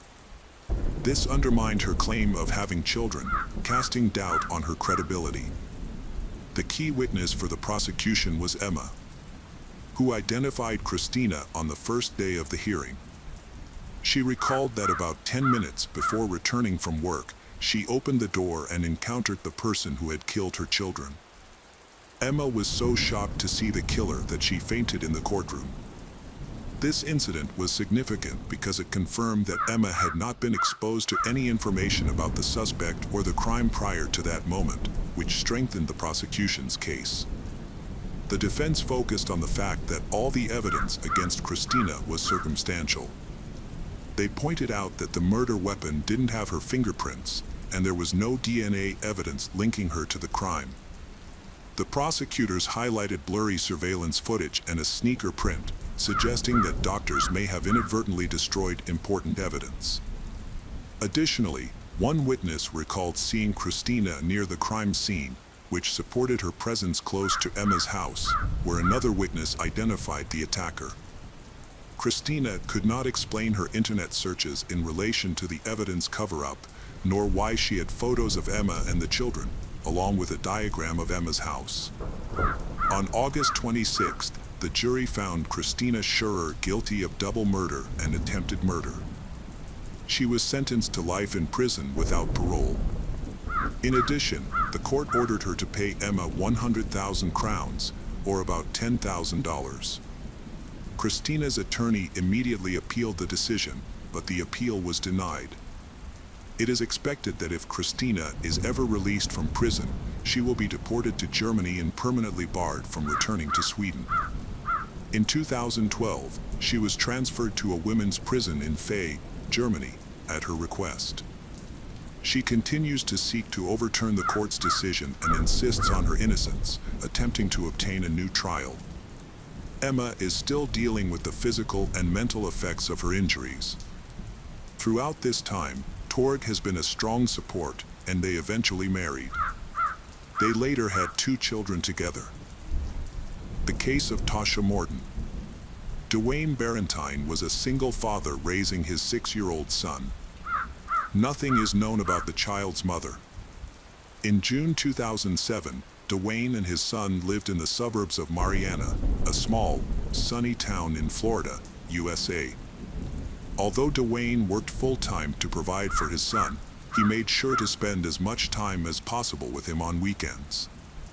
His parents helped care for the boy, and he also took his son to kindergarten, but the child missed having a mother's care, which concerned Dwayne. He often heard his son pray before bed, wishing for a mother. Dwayne decides to search for a suitable woman who can become his wife and a loving mother to his son. When Dwayne was picking up his son from kindergarten one day, a new teacher handed him a note with her phone number. Curiously, he asked whose number it was, and the woman said it was hers. Dwayne realized she was flirting with him. Attracted by the beautiful blonde, he took the chance and called her. During the conversation, they discovered that they had a lot in common. Tasha was also a single mother, newly moved to the city with her 6-year-old daughter, Lexi. At the time, Tasha was 31 years old and worked as a kindergarten teacher. When Dwayne and Tasha started dating, Tasha's daughter and Dwayne's son were the same age and quickly became friends. Lexi even called Dwayne Dad, which he was touched by. Tasha's daughter was a child from her previous marriage, a subject she did not want to discuss. Her private nature did not affect the couple in the early stages of their relationship. Within weeks, Lexi started calling Dwayne Daddy, and he really loved Lexi. Soon after, they moved in together, in Dwayne's house. He was delighted with his new partner. She was a beautiful and charming woman who showed her love through small, thoughtful gestures. It seemed like they had found each other and had a happy future ahead of them. Dwayne told his old friends and relatives that he loved her very much. To him, Tasha seemed perfect. However, not everyone was happy with their relationship. Dwayne's mother criticized him for rushing into a relationship and moving in together so quickly.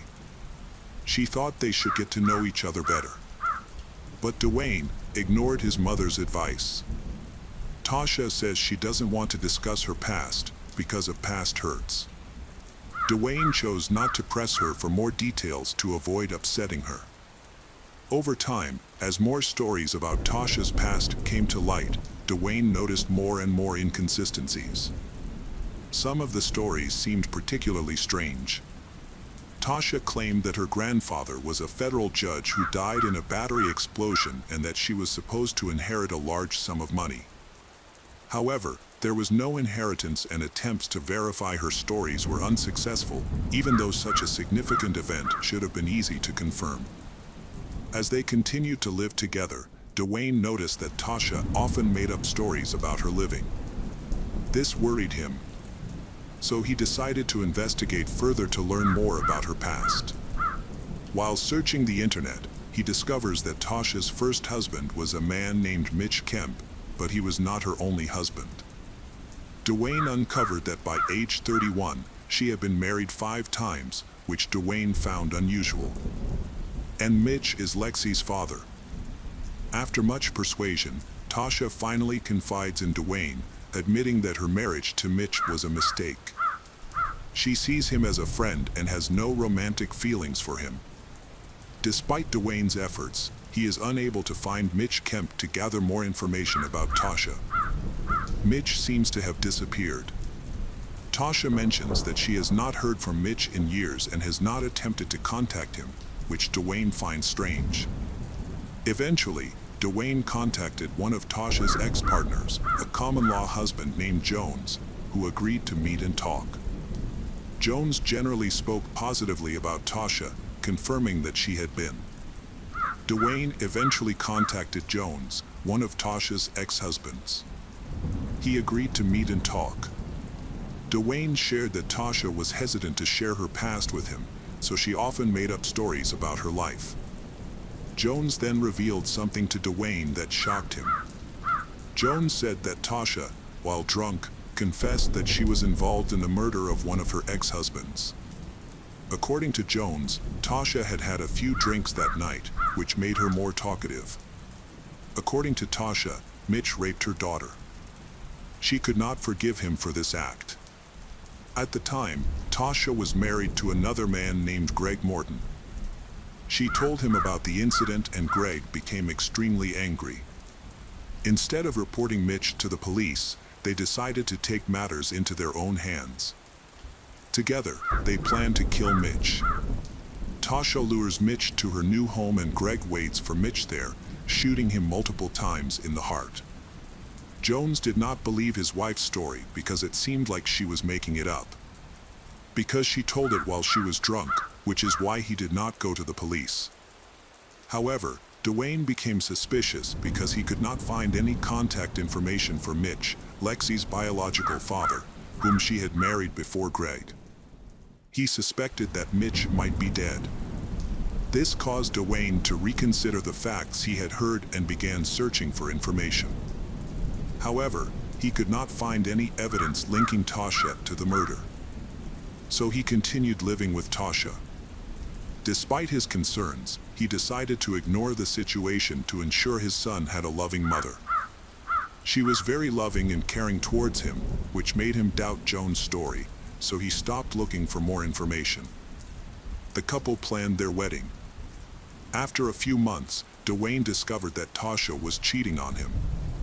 They had an argument, and he kicked her out of the house. Feeling hurt, Dwayne decided to continue his investigation into her past. He went to her MySpace page, where he found a number of unread messages.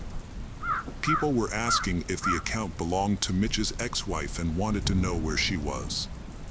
According to Mitch's relatives, Mitch had been missing for about 4 years and they had been looking for him the entire time.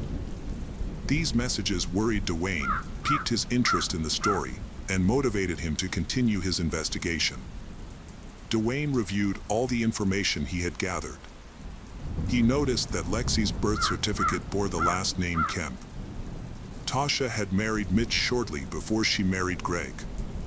One of Tasha's other ex-husbands, Jones, revealed that Tasha and Greg were involved in a conspiracy and that Mitch's murder was a disturbing fact. However, Dwayne could not take any further action as the clues to uncover the truth had run out. Dwayne went to the Marianne Police Department and told the sheriff his story. The police officers listened carefully and were interested in the part involving Mitch Kemp. They started an investigation and asked Dwayne to keep it secret to avoid alarming Tasha. The police believed they were dealing with a murder case and even had suspects.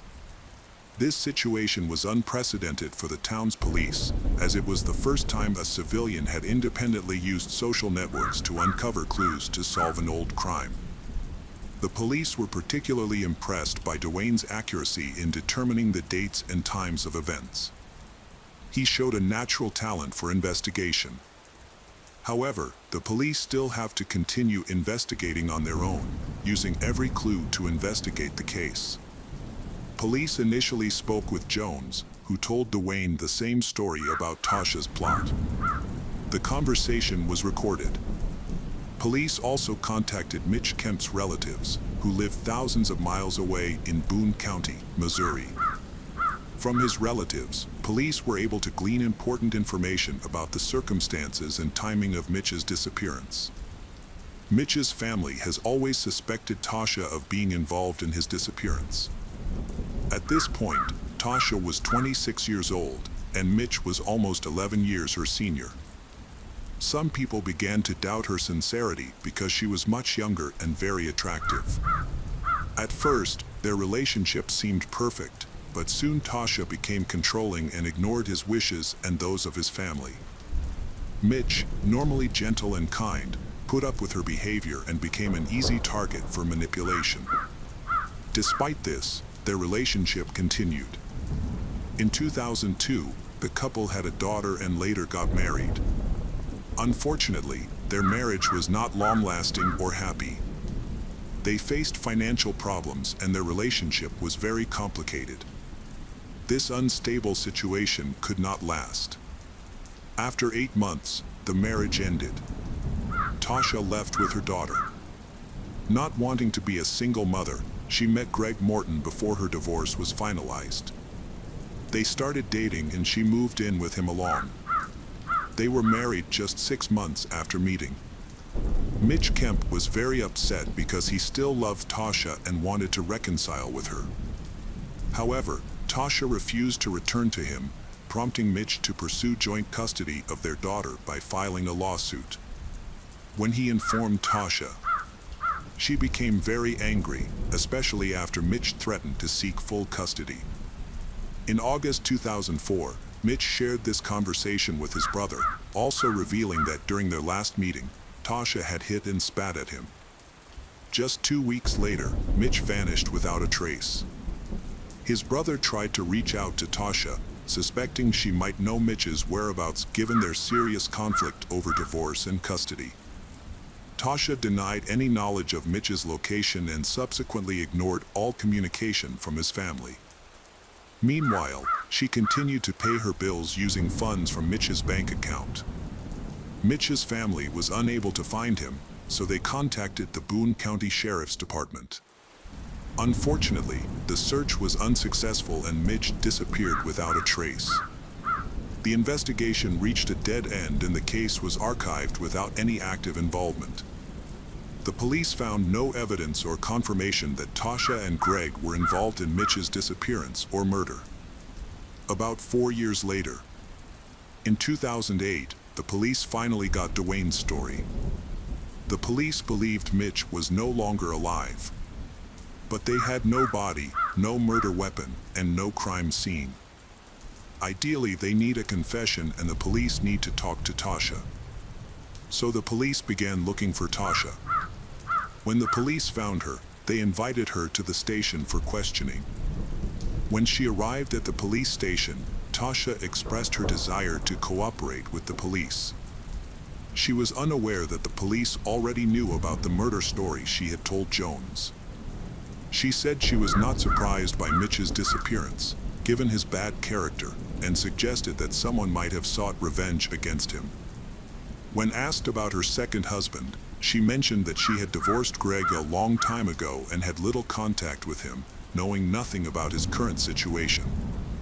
Tasha also denied any involvement in Mitch's disappearance.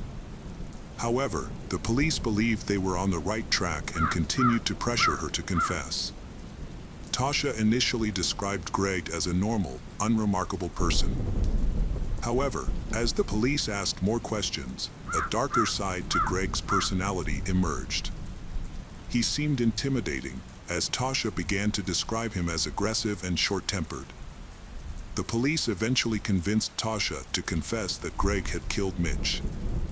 According to her narrative, one day when she was not home, Mitch came over to discuss custody of their daughter. A heated argument broke out between Mitch and Greg, which escalated into a fight. During the fight, Greg pulled out a gun and shot Mitch several times in the chest. This incident occurred in August 2004.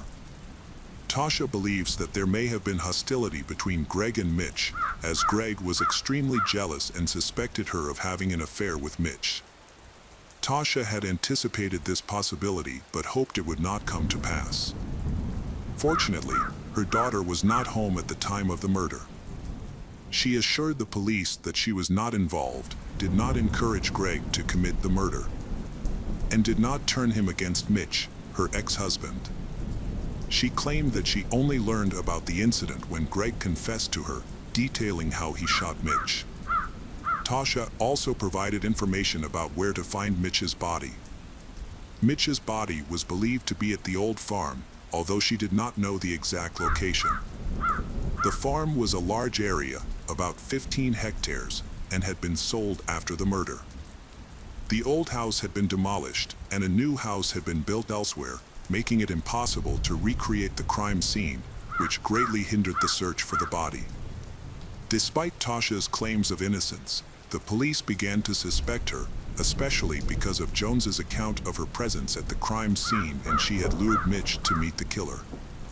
This story warranted a thorough investigation, but could not proceed without the body being found. Tasha cooperated fully with the police. She agreed to travel with them from Florida to Missouri to search for Mitch's body on a farm. When she arrived, she was confused because the area had changed dramatically. Everything had been rebuilt and a new family was living there. As they walked around, Tasha focused on the location of the old house. Even though the buildings were destroyed, she confidently pointed out the location. However, the police found nothing there with their equipment, leading them to suspect that she might be lying. The police believed that Tasha should have known exactly where Mitch's body was. The search for the body on the farm continued. Despite the efforts of the searchers, they were still unable to find anything. After 5 weeks of painstaking and fruitless work, Tasha was questioned again, with the police applying even more pressure. This was to be expected, as they had excavated a large area without finding a single clue. At that moment, Tasha suddenly remembered a large hole being dug on the farm. Greg had buried the body there shortly after he told her about the murder. Tasha was able to point out the location on a map. The police focused their efforts on this spot, and within half an hour of digging, the police found human remains wrapped in a tarp. The body was quickly taken for forensic analysis, which confirmed that the remains belonged to Mitch Kemp, who had been reported missing. Forensic experts determined that he was murdered, finding 6 bullets in his chest that caused instant death. Mitch was shot at point-blank range, leaving him with no chance of survival. 3 weeks after his body was discovered, police arrested Greg Morton in St. Louis and charged him with first-degree murder. Police hoped he would denounce his ex-wife, Tasha, whom they suspected was also involved in the crime. However, Greg remained silent. Police believed that keeping him in custody would persuade him to talk, but this strategy failed. Even after spending months in jail, Greg still did not testify against Tasha. Despite this, police chose to arrest Tasha out of concern she might flee. Although the investigation lacked solid evidence, relying only on a witness statement, she was charged with first-degree murder. Tasha was arrested in the city. She later gave a different account of Mitch's death. She explained that she had indeed taken Mitch to the farm, but claimed that she had no intention of leading him into a trap, as she did not know. Tasha intended to give Mitch pictures of their daughter at kindergarten and wanted to talk to him. However, Greg found out about them together. He approached with a gun and pointed it at Mitch. Before she could react, Greg shot Mitch 6 times in the chest. She believed Greg acted out of jealousy. After the shooting stopped, Greg pinned her against the wall, blaming her for provoking him and causing Mitch's death. She wanted to call the police, but it was too late to help Mitch. Greg forced her to be quiet and then disposed of the body by burying it in a large hole. Surprisingly, after these violent events, Tasha and Greg lived together for about 1.5 years before they divorced. The police were baffled. How could she continue living with the man who killed the father of her child? However, Tasha explained that she feared ending the relationship would put her in danger. 3 weeks after Tasha was arrested, Greg finally spoke up and shared his account of the tragic events with the police. Greg admitted to shooting Mitch but claimed he was manipulated by his ex-wife. He said Tasha had told him about the rape and was seeking revenge. Greg insists that if it weren't for her urging, he wouldn't have hurt Mitch. Despite Greg's claims, Tasha maintained her innocence. In June 2010, nearly 6 years after Mitch's disappearance, Tasha Morton went to trial. Tasha's lawyers argued that she was a victim, trapped in an abusive relationship with violent Greg, who they said killed Mitch and threatened her into silence. Greg's defense argued that Tasha was responsible for the murder. They claimed that she had convinced Greg, her devoted second husband, to kill Mitch, with whom she was fighting for custody of their child. Tasha maintained to the end that she had nothing to do with the crime. However, the prosecution was certain that her manipulations caused the tragic event. The main evidence was the confession of Greg, the killer, who had accepted a plea deal in exchange for a reduced sentence for second-degree murder. The court ultimately sentenced Greg Morton to 19 years in prison. Tasha's defense claimed that Greg had fabricated the story to get a reduced sentence. They argued that Greg had acted out of jealousy, leading him to shoot the innocent victim, Mitch. During the trial, a neighbor who lived near the couple at the time of the incident testified. He described Greg as domineering, asserting complete control over his wife and demanding that she follow his orders without question. It was clear that Tasha feared Greg and was unable to manipulate him. Then, Tasha's ex-husband, Jones, became a key witness. He recounted a story that Tasha had shared while drunk during their marriage, claiming that she had invited Mitch to the farm with the intention of killing him. However, Tasha denied that this conversation ever happened, claiming that Jones learned the story from Greg, not her. She believes Jones is protecting Greg. Besides listening to the testimony, the jury had to watch over 8 hours of interrogation footage. Tasha's lawyer believed she would be acquitted. The jury recognized that she had cooperated with the investigation from the start, helped in the search, and without her, Mitch's body might never have been found. Her defense argued that if Tasha were involved in her ex-husband's death, she wouldn't have led police to this clue. However, Tasha may have had a motive, as Mitch was fighting for custody of their child. Tasha claimed that Mitch saw Lexi regularly, and they never fought over custody. After 8 hours of deliberations, the jury returned to the courtroom and found Tasha Morton guilty of first-degree murder. The jury explained their decision by noting that Tasha's story had changed several times, while Greg's story remained consistent. They concluded that Tasha had lied and manipulated Greg into killing Mitch. The verdict came as a complete shock to Tasha. She was sentenced to life in prison without the possibility of parole. Tasha attempted to appeal her sentence, but her efforts were unsuccessful. Mitch's family celebrated the verdict, feeling that justice had finally been served. The case of Assunta Batera. Rosario Porto and her husband, Alfonso Batera, were wealthy individuals. Rosario's father served as an influential French consul, and her mother was an art teacher. Rosario followed in his father's footsteps. She became a successful lawyer. In 1997, she was appointed French consul. She inherited this post from her father. Alfonso was a well-known journalist. He and Rosario married in 1996, and they moved to a large apartment in an upscale area of Santiago de Compostela, Spain. Rosario had lupus erythematosus, which led doctors to advise against pregnancy. They decided to adopt a child abandoned by his parents and create a loving home for him. Adoption was challenging in Spain, so when they were in their early 30s, they chose to go to China for adoption. After navigating numerous bureaucratic hurdles, they arrived at an orphanage. Rosario immediately noticed a 9-month-old girl, and within 2 weeks, they resolved all issues to officially adopt her. When returning to Spain, the child's documents named her Assunta Fan Yan. This was notable since Assunta was among the first Chinese children adopted in the area.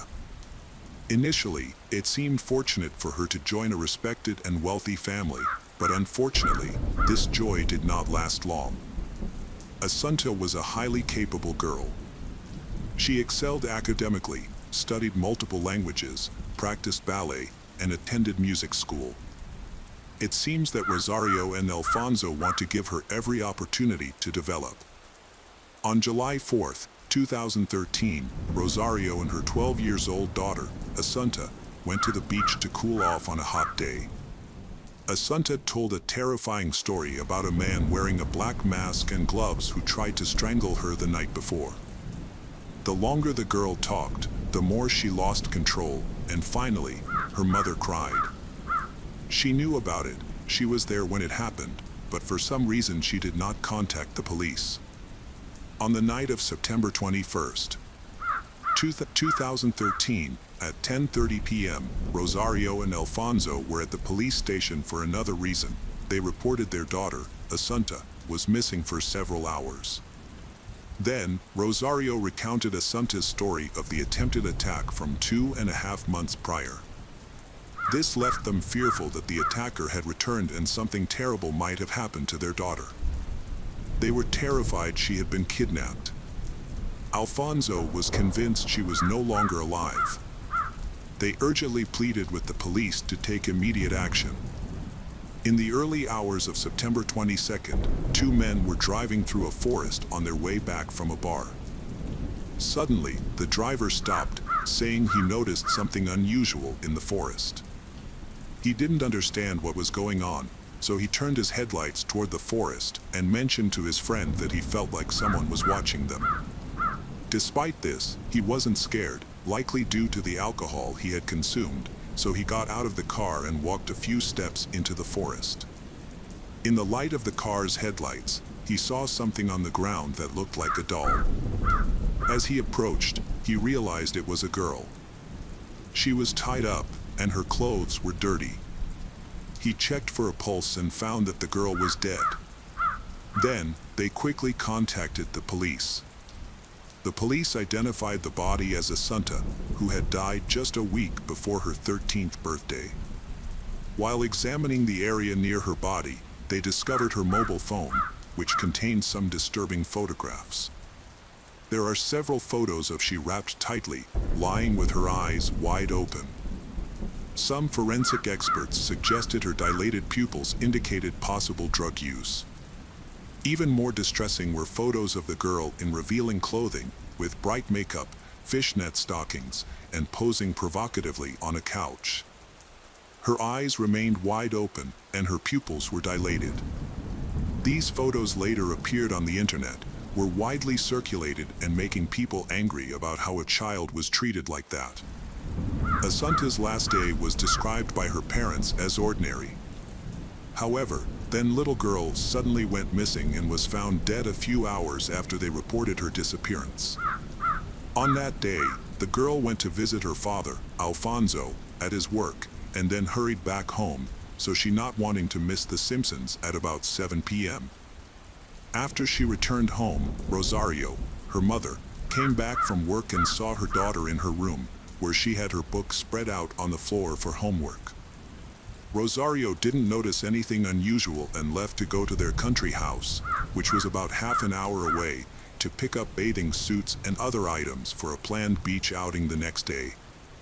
Rosario returned around 9:30 p.m., and by then, Assunta was no longer in the apartment. Rosario became worried because little girl hadn't called or mentioned any plans to go out, which was unusual for her. Thinking maybe she had gone to see friends, Rosario started calling the girl's friends and Alfonso, but nobody had seen she. Rosario was the last person to see Assunta alive, making her one of the first individuals the detectives focused on, and she was questioned at the station. During her discussion with the police, Rosario recalled the incidents of July 4th, the night of the first attack. When they returned from the store that evening, Assunta closed the front door but left the key in the lock. Her mother didn't notice, and they went to bed. Around 3 a.m., Rosario was awakened by cries for help. Rosario rushed to her daughter's room and saw a large man pinning little girl to the floor, seemingly trying to strangle her. She attacked the intruder, but he was very strong and easily threw her against the wall. Fortunately, no one was harmed, and the attacker fled. Rosario described him as a strong, middle-aged man dressed in black, wearing a mask and gloves, so it is not possible to give a more detailed description. Assunta told her friend about what happened and even sent several photos showing red marks on her neck. Assunta's father, Alfonso, mentioned that little girl had struggled with depression for a long time and was taking medication prescribed by doctors. This was confirmed because Assunta talked to friends and shared her experiences. Recently, she had been speaking more positively about her situation, saying she felt much better. However, after Assunta was first attacked, Rosario did not investigate to find out what was happening to her daughter. She cited Assunta's fragile emotional state and said she feared contacting police would upset Assunta. This explanation was not very convincing. Over the years, Assunta had been admitted to a psychiatric hospital because she often expressed her life thoughts. Besides, she is very tired because of the overload of knowledge at school and extra classes. The nanny also said that Rosario had recently become very frustrated with Assunta, as little girl was no longer meeting Rosario's expectations, and her academic performance had declined. She had become somewhat of a burden, prompting Rosario to consider sending her to study in Poland. However, Rosario did not mention this to the detectives, so they decided to investigate Rosario's immediately. They were particularly interested in the country house Rosario visited on the day Assunta disappeared. As it turned out, when detectives got there, they found Assunta's body lying just 4 kilometers away. Rosario appeared surprised to see them. She was furious. She quickly headed to the second floor, clearly trying to hide something. When a detective checked a nearby trash can, he found a piece of orange rope inside, identical to the one used to tie Assunta's hands and feet. There was also a black mask and gloves. All these items were collected for examination, but unfortunately, no fingerprints or DNA were found. The investigative committee conducted several autopsies. They did not measure the body temperature immediately, fearing it might compromise the evidence, so the exact time of death couldn't be determined. However, it was estimated that Assunta was killed around 8 p.m. The cause of death was suffocation. Her mouth and nose were covered with a soft object, likely a pillow, which prevented her from breathing, leading to unconsciousness and eventually death. In addition, an autopsy determined that Assunta had taken at least 27 lorazepam pills on the day of her death, 9 times the normal amount for an adult. Hair tests revealed this was not the first occurrence. Little girl had overdoses 3 months before her death, starting when the attacker first breaks into the home. It's important to note that overdoses of this drug can cause amnesia and loss of muscle control. The drug was used to treat anxiety disorders and insomnia. The police discovered that Rosario used it to combat depression, but it was not prescribed for Assunta. No one could explain why Assunta took the drug. According to Rosario, the criminals gave Assunta medicine so she wouldn't remember the incident. Detectives conducted a review of CCTV footage in the area to track Assunta's movements that day. Around 2 p.m., she visited her father, Alfonso. At 5:21 p.m., she returned home, and at 5:28 p.m., Rosario returned home. At 6:20 p.m., a gas station camera recorded a green Mercedes belonging to Rosario. She admitted the car was moving towards a house in the country. It was clear that besides the driver, there was a girl in the car, identified as Assunta. They were heading in the direction where Assunta's body was later found. The new testimony completely contradicted Rosario's earlier statements, making she the primary suspect in the murder. Therefore, she was questioned again. Rosario's face showed fear and shame because she had let her adopted daughter go missing while she was responsible for taking care of the girl. Then, she offered a different version of events. According to her, they went out to get swimsuits together, but when they arrived at the country house, Assunta refused to enter with her. Assunta chose to stay in the car while Rosario took everything she needed and did some small work. However, this took longer than expected, and Assunta wanted to return home to do chores and rest. Rosario agreed and drove her daughter back. But she dropped her daughter off about a 20-minute walk from their apartment to avoid navigating the narrow streets. However, the police reviewed CCTV footage from the outskirts of Santiago but found no evidence of Rosario taking her daughter back home. They only saw footage of Rosario leaving her country house alone around 9 p.m. Her story is full of controversial and contradictory details. She appeared to look at the detectives with arrogance, displaying coldness and showing no regret over the loss of her child.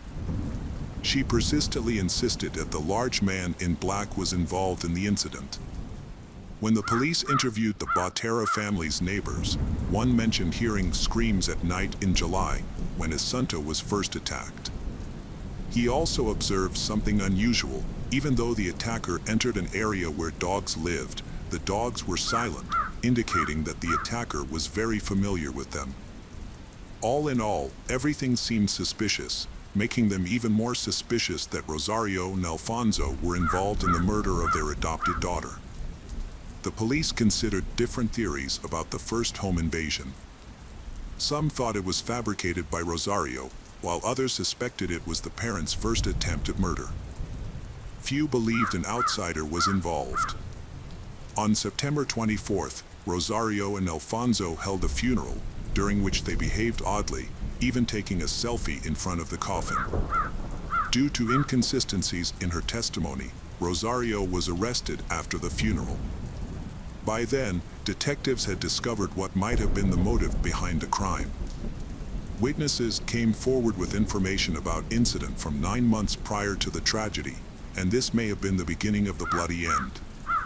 In January 2013, Rosario started a relationship with a realtor named Manuel Garcia, whom she hired to sell real estate.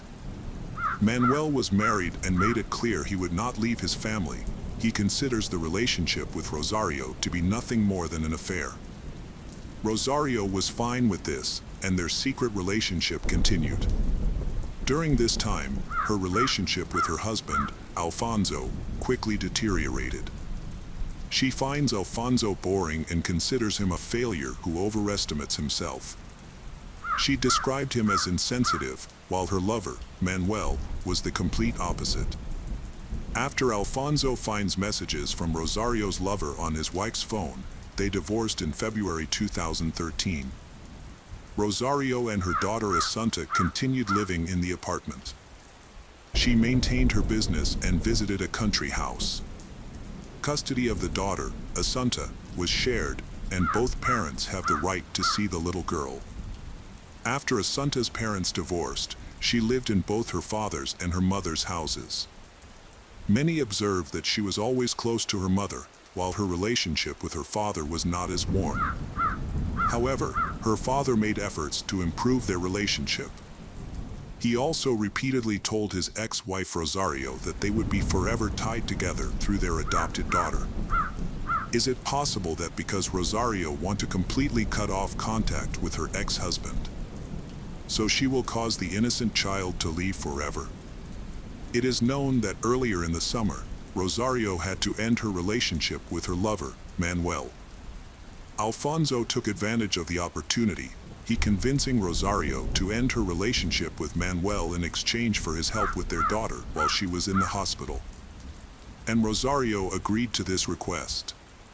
However, it was revealed that on September 21st, Rosario broke her promise, she spending most of the day with Manuel and only returning home in the evening. This is very suspicious, because soon after, Assunta was killed. During the investigation, numerous assumptions were made, including one significant point emphasized by the defense. They argued that male DNA was found on the clothes Assunta's, indicating a man's involvement.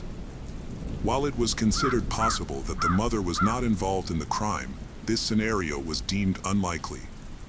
Police have stepped up their investigation, collecting documents for analysis, focusing on identifying male DNA on Assunta's body. Several options were considered during the investigation.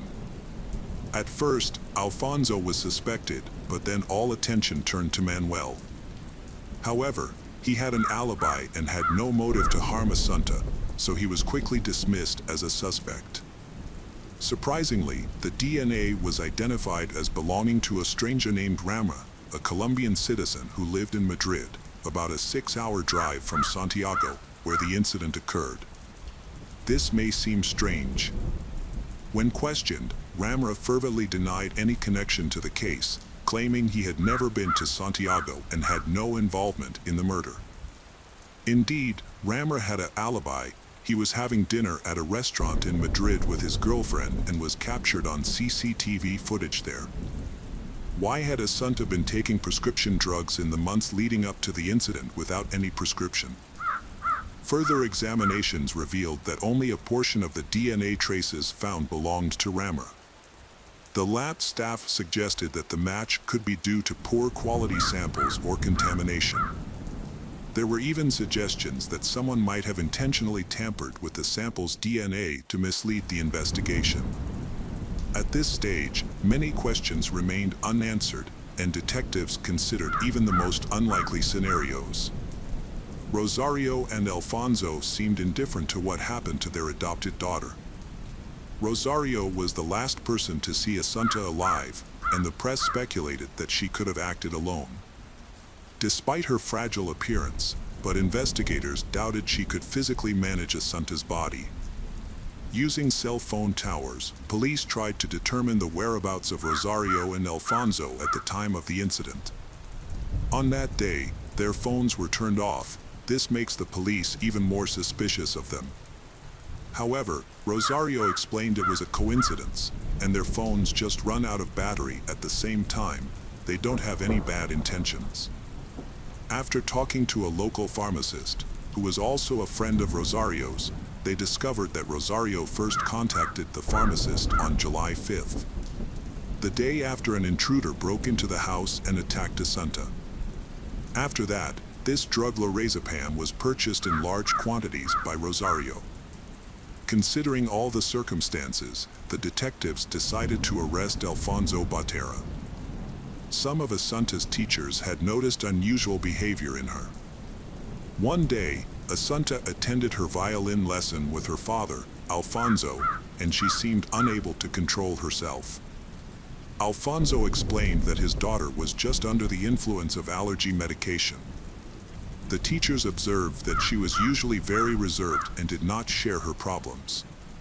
The drowsiness incident occurred repeatedly, but the parents always had excuses, typically citing her health condition. The teacher was suspicious and distrustful of the girl's parents. When the police interviewed Assunta's teacher, she described Assunta's symptoms and behavior, which matched many side effects of the medication. 2 days before the tragedy, the last suspicious incident happened. On that day, Rosario informed the teacher that her daughter couldn't attend class due to a severe reaction to prescribed medications. After hearing this, the detectives were convinced that the adoptive parents knew about the medications and attempted to poison Assunta. Although Rosario and Alfonso were divorced, but Alfonso was determined to reconcile with she. In June 2013, 3 months before the tragedy, Rosario experienced a nervous breakdown and was hospitalized. During this time, Alfonso moved back in, feeling optimistic as his wish to reunite with his family seemed to be coming true. During this period, Rosario ended her relationship with her lover.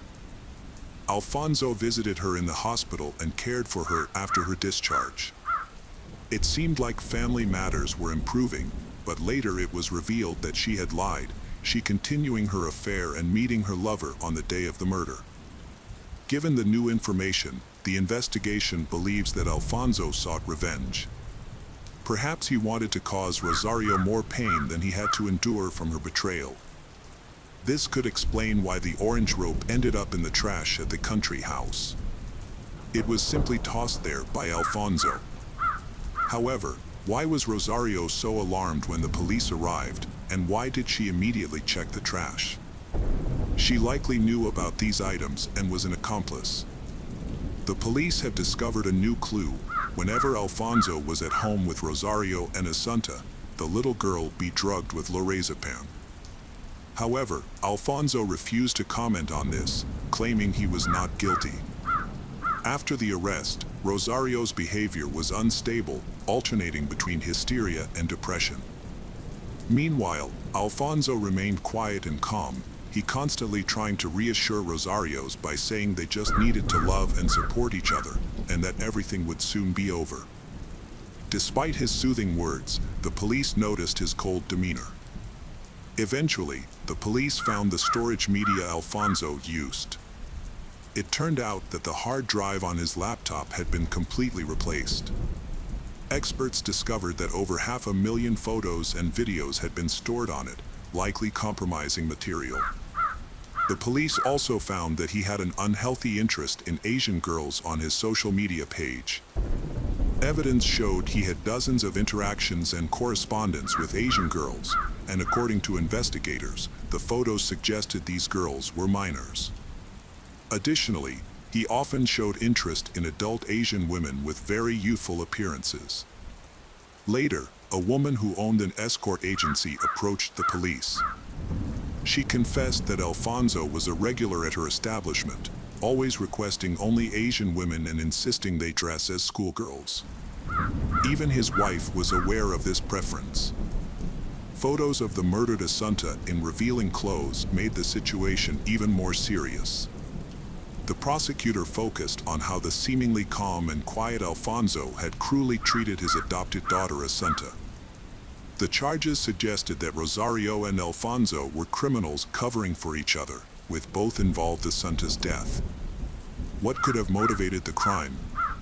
Rosario and Alfonso refused to cooperate with the investigation and wouldn't communicate without their lawyers. Later, on their attorney's advice, they completely stopped commenting on the tragedy. Forensic psychiatrists were crucial to the investigation. They analyzed Rosario and Alfonso's behavior and identified them as narcissists with personality disorders. It appeared they adopted Assunta to present a loving family image, pressured by Rosario's parents.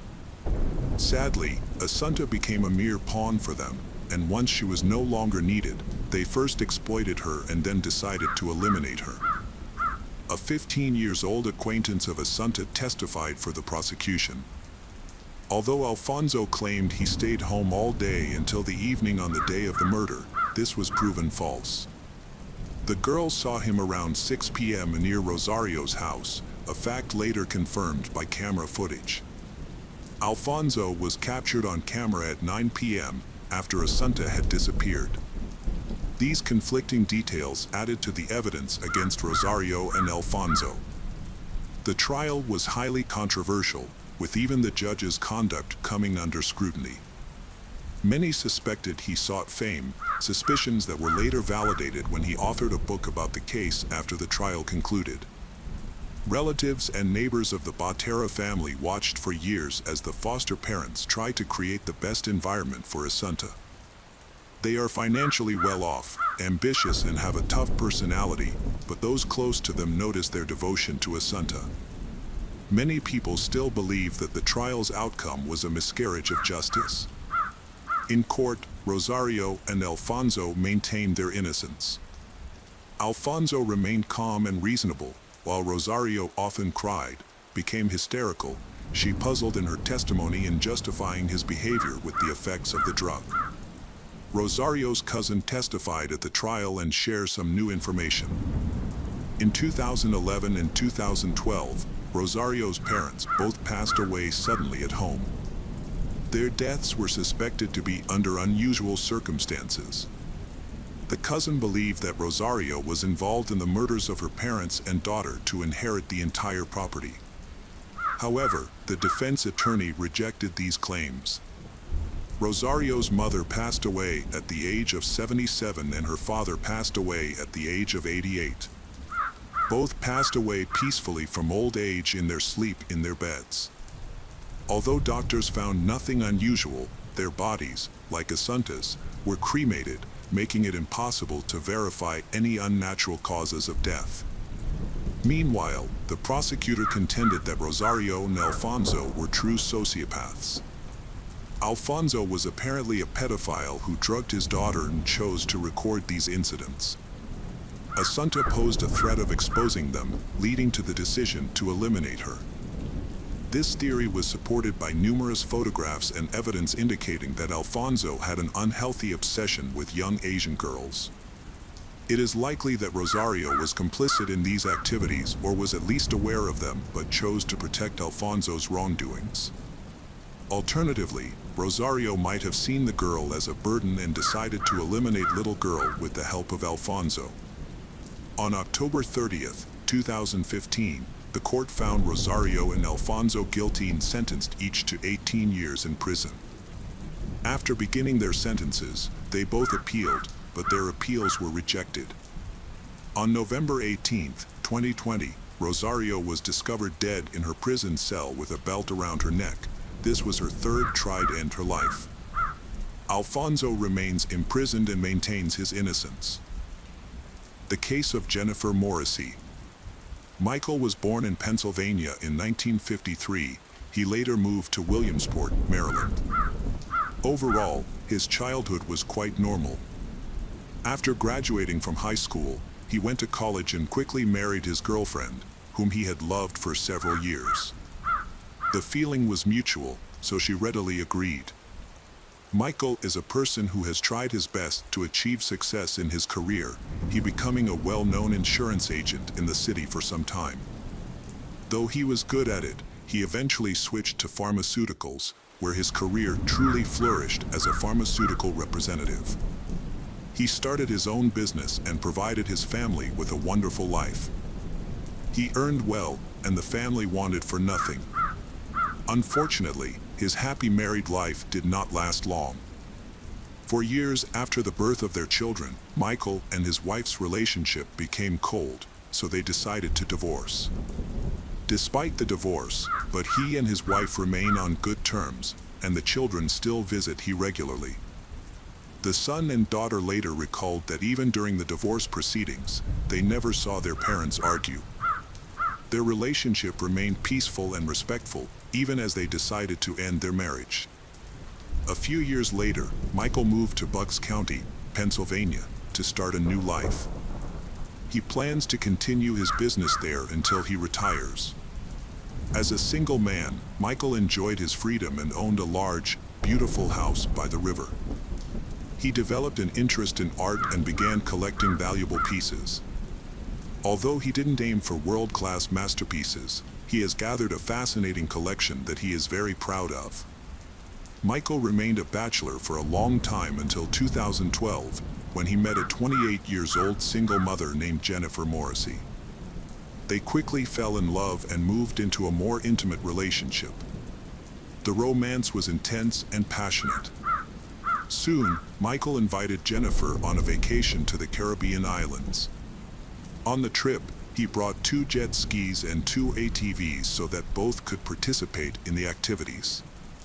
He was deeply infatuated with Jennifer, and his relatives were amazed at how much he had changed.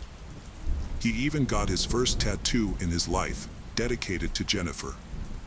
In 2015, after they had been dating for 3 years, Michael invited Jennifer to move into his house, and she agreed.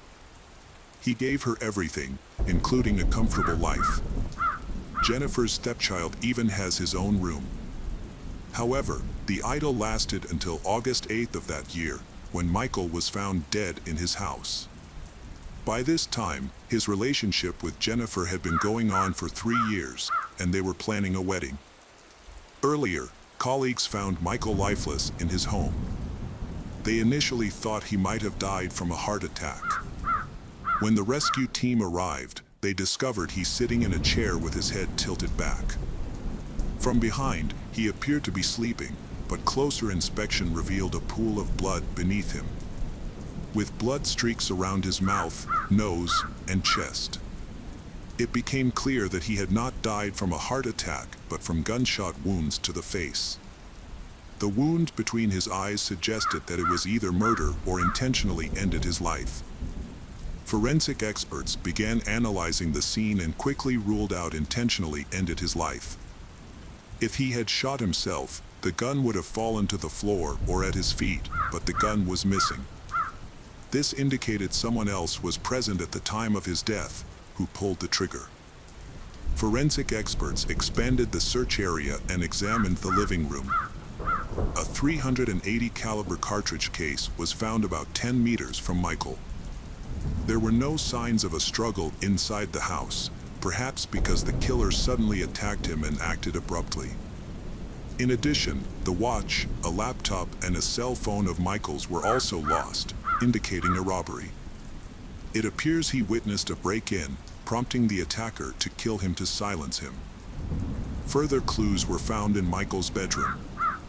Investigators learned that he owned 2 registered guns. However, only one gun was found, and the holster for his Smith & Wesson .38 was empty. It was confirmed that he was shot with this missing gun. He had kept the gun for self-defense, indicating the perpetrator likely knew its location.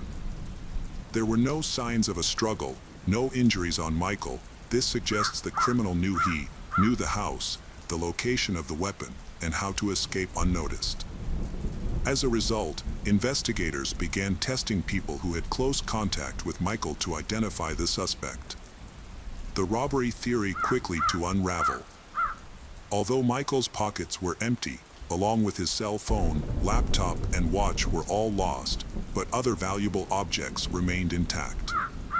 These valuable objects are highly visible, include his art collection, which featured some valuable pieces. Notably, each painting in his collection was lit up.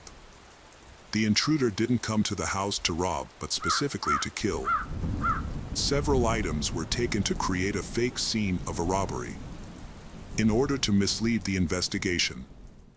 One important piece of information is the disappearance of information storage devices, such as mobile phones and laptops, likely containing important, suggesting this was not accidental. The house was not broken into, the doors and windows are still intact. This suggests that either the perpetrator had access to the house or Michael let them in, likely because he trusted them. Upon investigating his recent life, the police found he had no known enemies. He had been in a long-term relationship with a woman named Jennifer Morrissey, who was 33 years old. Some neighbors noted that she was the fiancée of he. However, she had vanished without a trace, which seemed very suspicious. Neighbors described Jennifer as a rather private person who did not like to talk about herself or her past. It was known that she had conflicts with her mother. Jennifer recounted her difficult childhood living in her mother's house, and she had been abused a lot. She accused 2 men of repeatedly raping her during her teenage years. However, her mother did not believe it. So, she eventually dropped out of school and left home. She recalls this period as a difficult one, and she suffered from severe depression. After leaving home, Jennifer had to support herself, so she found work as a mechanic. She also bought a sporty motorcycle and enjoyed riding around the city in her free time. On social media, she often boasted about speeding on night roads, indicating her love for danger. She also was a thrill seeker and expressed some of her ideals through her tattoos, which included several words across her chest and biceps, as well as a grinning skull on her arm. Jennifer became a mother at 20. The child's biological father quickly abandoned them, so she worked hard to secure her child's future. Besides her mechanic job, she also worked as a dancer at a nightclub in Pennsylvania. It was there in 2012 that she met Michael McNew, a 59-year-old regular at the club. During one visit, they struck up a conversation, and he invited her to dinner. Jennifer agreed to the date on the condition that he pay her $1,200 electricity bill. They began frequently visiting upscale restaurants and expensive places.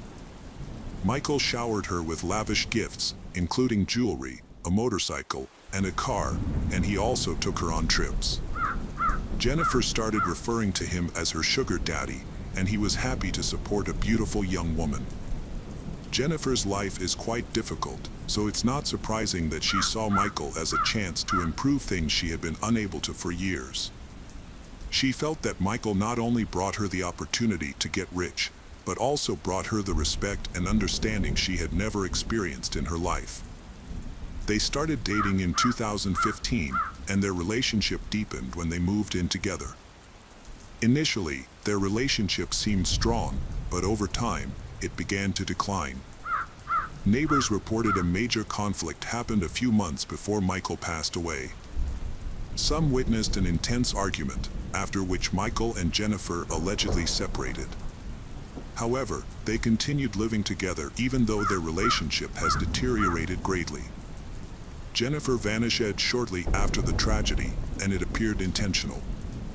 At that time, Jennifer was not considered a suspect. The police chose to reach out to Michael's children. They couldn't accept that their father had passed away. As soon as they learned what had happened to their father, they immediately packed their things.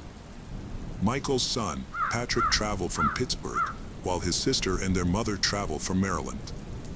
They all met and headed to Michael's home. Patrick told investigators that he never took his father's relationship with stripper Jennifer seriously. He thought Jennifer was too rude, brazen, and greedy, so he didn't want his father to have a long-term relationship with her. Michael's relatives and many friends tried to persuade him to end the relationship for fear she might endanger. In June 2016, Michael's daughter, Katie, got married. She told her father that she did not want Jennifer to attend her upcoming wedding. Michael decided to skip this event, so the wedding happened without the bride's father. Despite his relatives' objections, Michael continued to date Jennifer. Michael even made her the beneficiary of 2 life insurance policies worth about $500,000. By then, everyone knew Jennifer was frequently using illegal substances, exploiting Michael, and possibly having an affair. She severely damaged the relationship between Michael and Patrick, leading to frequent conflicts between them. Many believe that she did this on purpose so that she could gain access to all of Michael's assets, a wealthy man. However, in 2017, new issues emerged when she started distancing herself from him. She would leave without notice, came home late at night and just went to sleep without explaining anything. It was obvious that she was not really interested in the relationship anymore. During this time, she began using more illegal substances during this time, resulting in a serious addiction. She was arrested several times, twice for substance abuse and once for causing an accident. A year before the tragic incident, Jennifer had cut off a cyclist with her car. Despite these issues, Michael stood by her. He helped pay all the fines and legal costs, making monthly payments for 2 cases filed against her, amounting to about $4,000 in total. According to Michael's children, shortly before his death, he mentioned his intention to break up with Jennifer and cancel their wedding plans. For Jennifer, this means she will lose everything, including a life of luxury that he has given her. She had to manage on her own and didn't have much money. She would also lose the large house and access to all the luxuries he had provided. The children of Michael, Patrick, and Katie believe that money was the motive for the murder. Jennifer simply lost control of herself as she found herself facing the possibility of losing everything. Michael had died 24 to 48 hours before his colleagues found him. The cause of his death was a gunshot to the face, fired at very close range. The bullet impacted the facial bone, fragmented, and split into 2 parts. One of them reached the brain, causing instant death. The police had to mobilize all resources and seize every opportunity to capture Jennifer and interrogate her, as she was the prime suspect. She was known to be on probation due to an accident. The police hoped she would come to the department to check in with the inspector, and as they anticipated, she did. On August 10th, 4 days after Michael's death, Jennifer unexpectedly arrived at the police station to pay court costs. She also reported to the police that she had seen on the news that her lover, Michael, had been killed, which surprised her greatly. The dispatcher then informed the detectives leading the investigation about this. It seemed odd because news of the crime had appeared on TV and social media almost immediately after the murder. Why did Jennifer wait for days to contact the police? The detectives reached out to Jennifer and arranged to meet her at the station the next day. They didn't reveal that she was a suspect in the murder, but said they wanted to ask a few questions about a t-shirt. Meanwhile, they requested a warrant to examine her communications. However, Jennifer sensed something was amiss and didn't show up for the meet. Instead, she disappeared for several days. From experience, the detectives knew that this behavior was typical of criminals who are buying time. During such periods, they often fabricate an alibi or attempt to hide. Meanwhile, the police continued gathering evidence against Jennifer's. To learn more, the investigators spoke to multiple friends of Michael. One friend revealed that shortly before the crime, Michael had called him, expressing fear for life. Michael had discovered the identity of Jennifer's boyfriend, a man known by the alias Ruthless. According to Michael, this man was extremely dangerous. The situation was spiraling out of control, and Michael intended to break off his engagement quickly to protect himself. The man using the alias Ruthless was actually Charles Culo, a notorious figure in criminal circles who had been imprisoned several times. He had committed a string of serious offenses, with most charges related to the distribution of illegal substances. Just days before Michael's death, Charles was released from custody.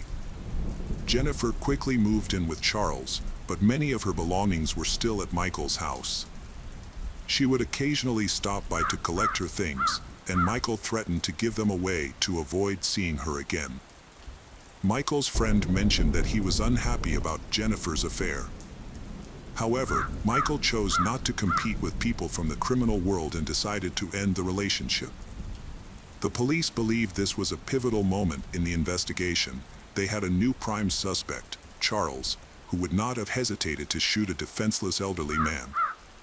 It was suspected that Charles accompanied her to Michael's house.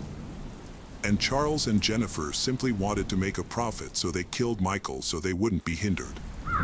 Meanwhile, Jennifer missed a scheduled check-in with the inspector, which allowed the police to detain her and bring her to justice. On August 25, 2017, police officers went to the motorcycle repair shop where Jennifer worked and arrested her for violating her probation. Later, one of Jennifer's cellmates reported that she behaved very suspiciously during her imprisonment and confessed to intentionally killing Michael. The investigators brought Jennifer's in for questioning and informed her that she was suspected of being involved in the murder. She chose not to answer their questions and instead hired a lawyer. Meanwhile, a warrant was issued to access the communication devices of Jennifer. Jennifer's phone was found at the crime scene at 9:45 p.m. during her correspondence with Michael, confirming she was present at the time of the murder. Afterward, her phone's geolocation showed she traveled about 20 kilometers south to Charles's trailer, arriving there around 11 p.m. Michael's phone remained at the house until about 1 a.m. before moving towards the river, where it stopped working, likely after being thrown into the water. If Jennifer had already left the scene, who took the phone? An electronics expert discovered that Jennifer's phone automatically connected to Michael's Wi-Fi network at about 9:45 p.m. on August 6, 2017, when the murder occurred. This suggests she was very close to the router at that time. The police continued their investigation and discovered that Jennifer had a second mobile phone. They accessed this device, which actually belonged to Michael and was password protected. There was a risk of being unable to unlock it, but thanks to a list of passwords found on Michael's computer, used by Jennifer, they successfully unlocked the phone. This action uncovered significant evidence.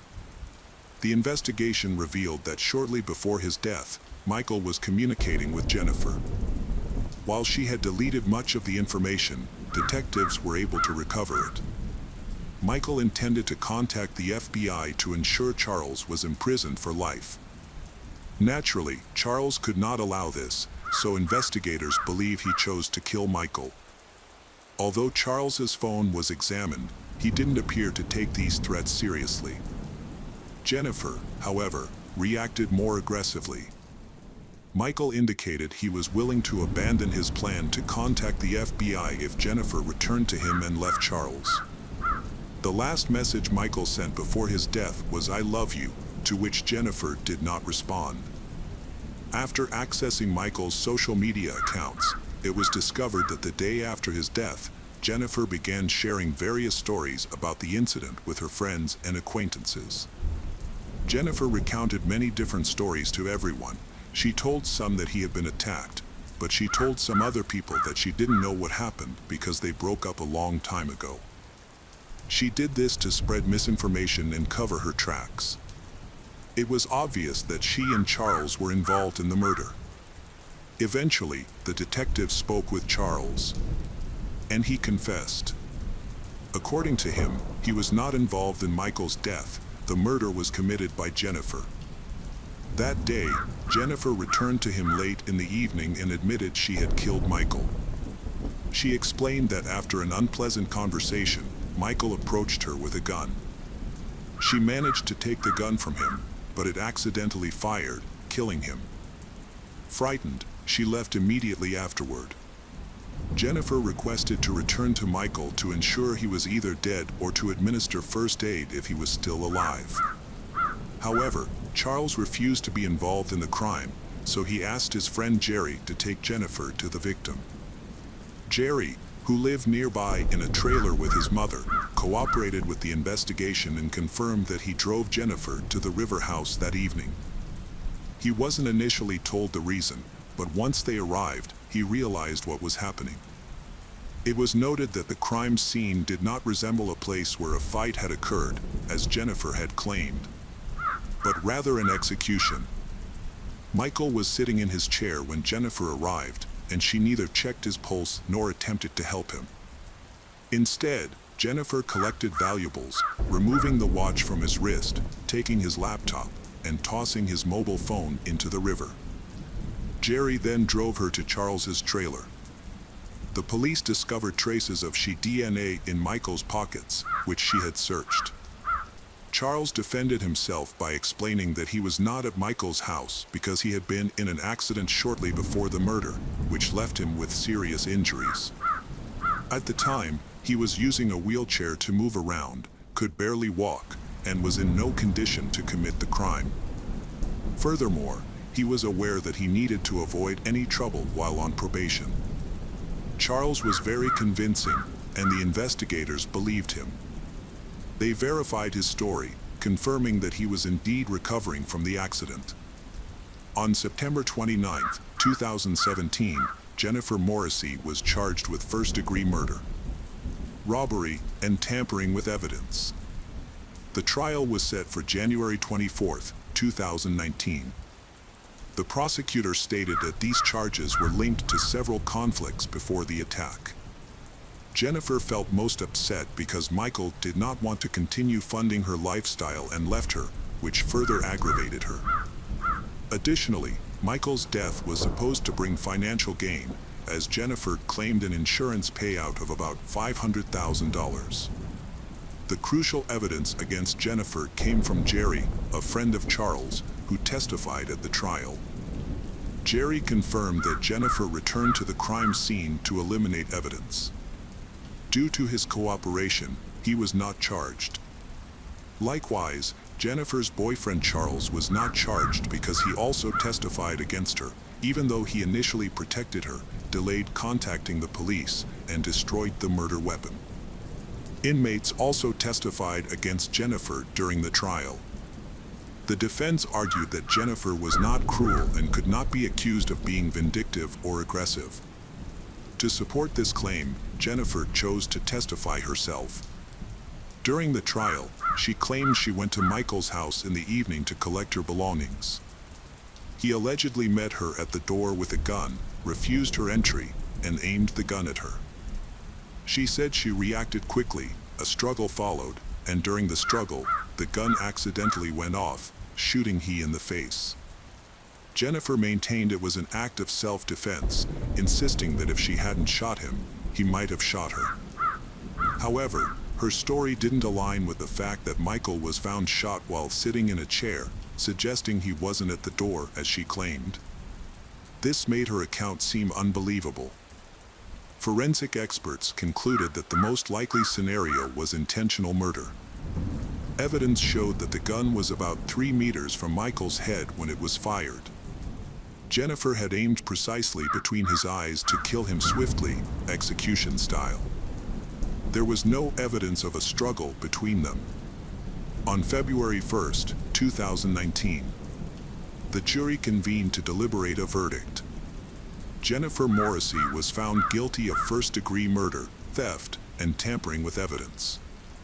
She was sentenced to life in prison without the possibility of parole. However, she never showed remorse. Michael's son was the most affected during the trial investigations.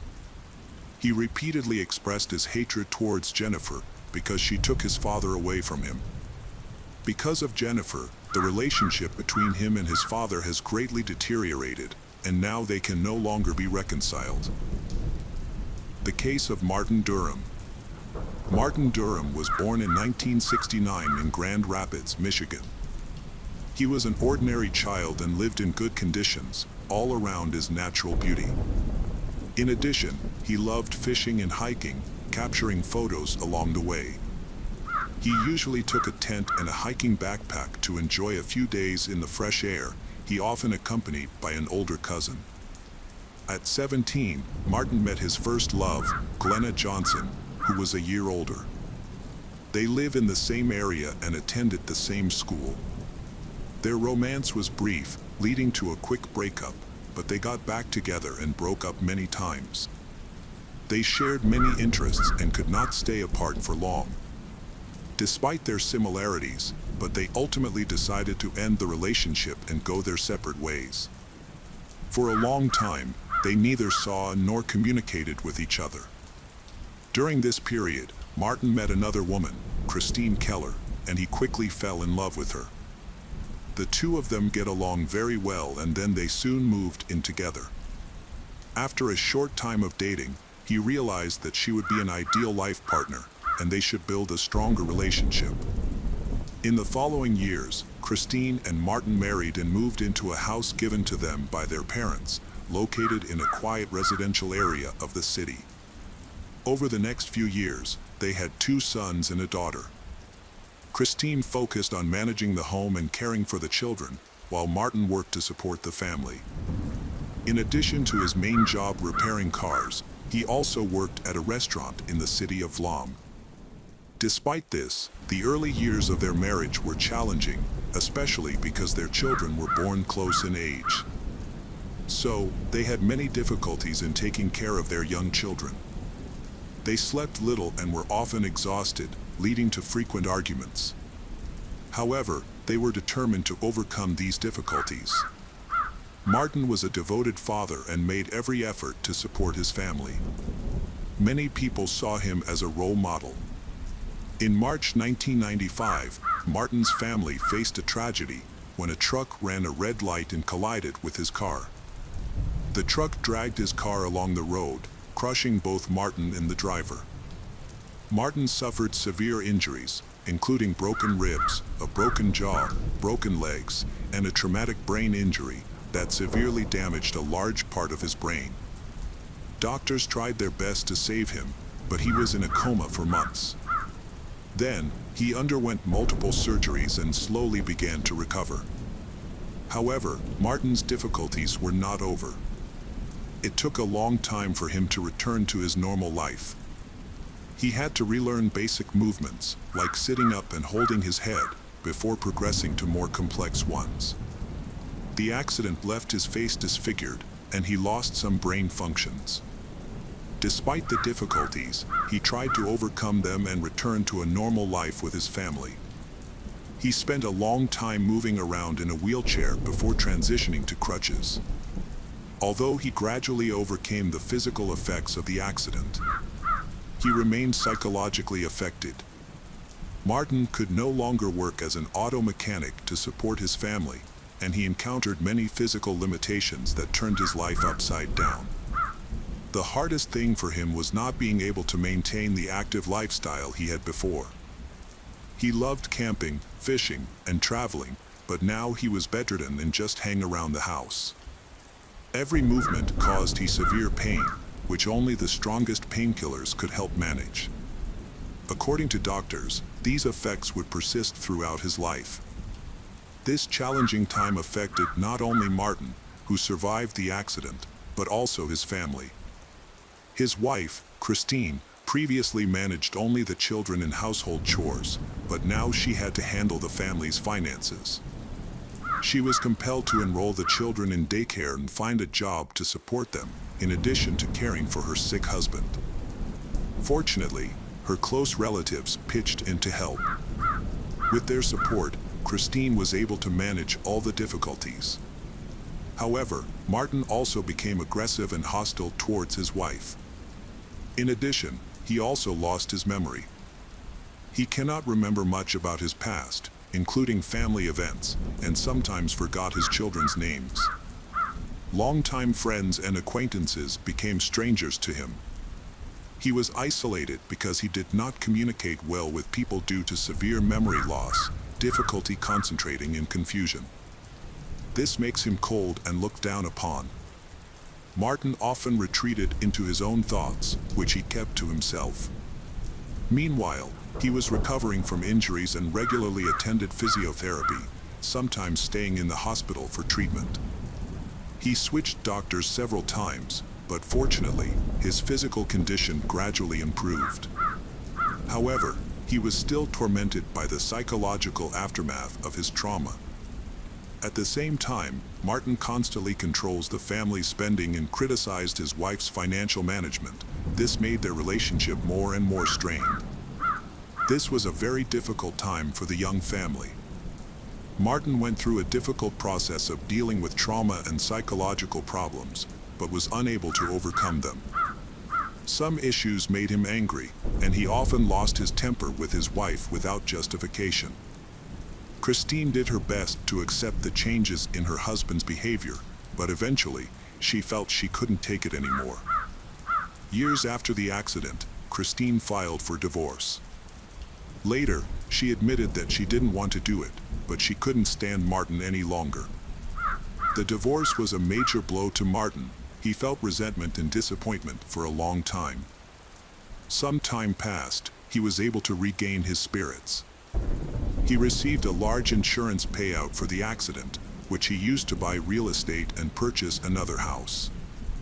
In addition, Martin was also paid a monthly sum by his insurance company as compensation for the accident during his recovery. Thanks to this, he was able to continue his life and take care of himself without financial hardship. After that, Martin moved to his new house with the parrot that Christine loved so much. She had left the bird with he to keep him company and prevent loneliness. The bird, a 15-year-old African gray parrot named Bat, was quite old. This new house is located in Sand Lake, not far from his previous house. He had big plans to recover as soon as possible, so he could return to normal life for the sake of his children. Martin quickly settled into his new place. He kept in regular contact with his children, and even his relationship with his ex-wife Christine improved. She noticed that he finally had an interest in life and enjoyed spending time in the backyard. He discovered his talent for design on his own, and this was soon recognized by others. Neighbors frequently sought his help for designing private gardens and lawn care. This job has helped him earn more income and gain confidence in dealing with life's difficulties and helping him improve his health. Doctors have observed a steady improvement in his condition and has a positive direction. Although Martin's health and mood have improved significantly, but Christine still hesitated to return to him. She is afraid that old problems may return. She kept her distance, maintained contact, and brought the children to visit. By chance, Martin reconnected with his first love, Glenna Johnson, who had also recently divorced. They rekindled old feelings and began a romantic relationship. Glenna eventually moved in with Martin. Glenna's children remained with her ex-husband, but she still visits them regularly. Martin's children also visited from time to time. Glenna and Martin enjoy activities such as fishing, hunting, and hiking. She assisted with his physical limitations during these times. However, it was challenging, so they often opted for walks in the area or visits to the casino, which they loved in their youth. These casino visits have become a monthly routine for them, where they tested their luck. They became well known in the local community, often invite friends and acquaintances over to play poker, backyard barbecues, and generally forming a harmonious partnership. It seems they have found each other again and are happy together. In the summer of 2005, Glenna and Martin decided to get married. Everything appeared fine, but their closest friends knew there were underlying issues in the seemingly perfect relationship. After the accident, Martin changed, he becoming more short-tempered and demanding.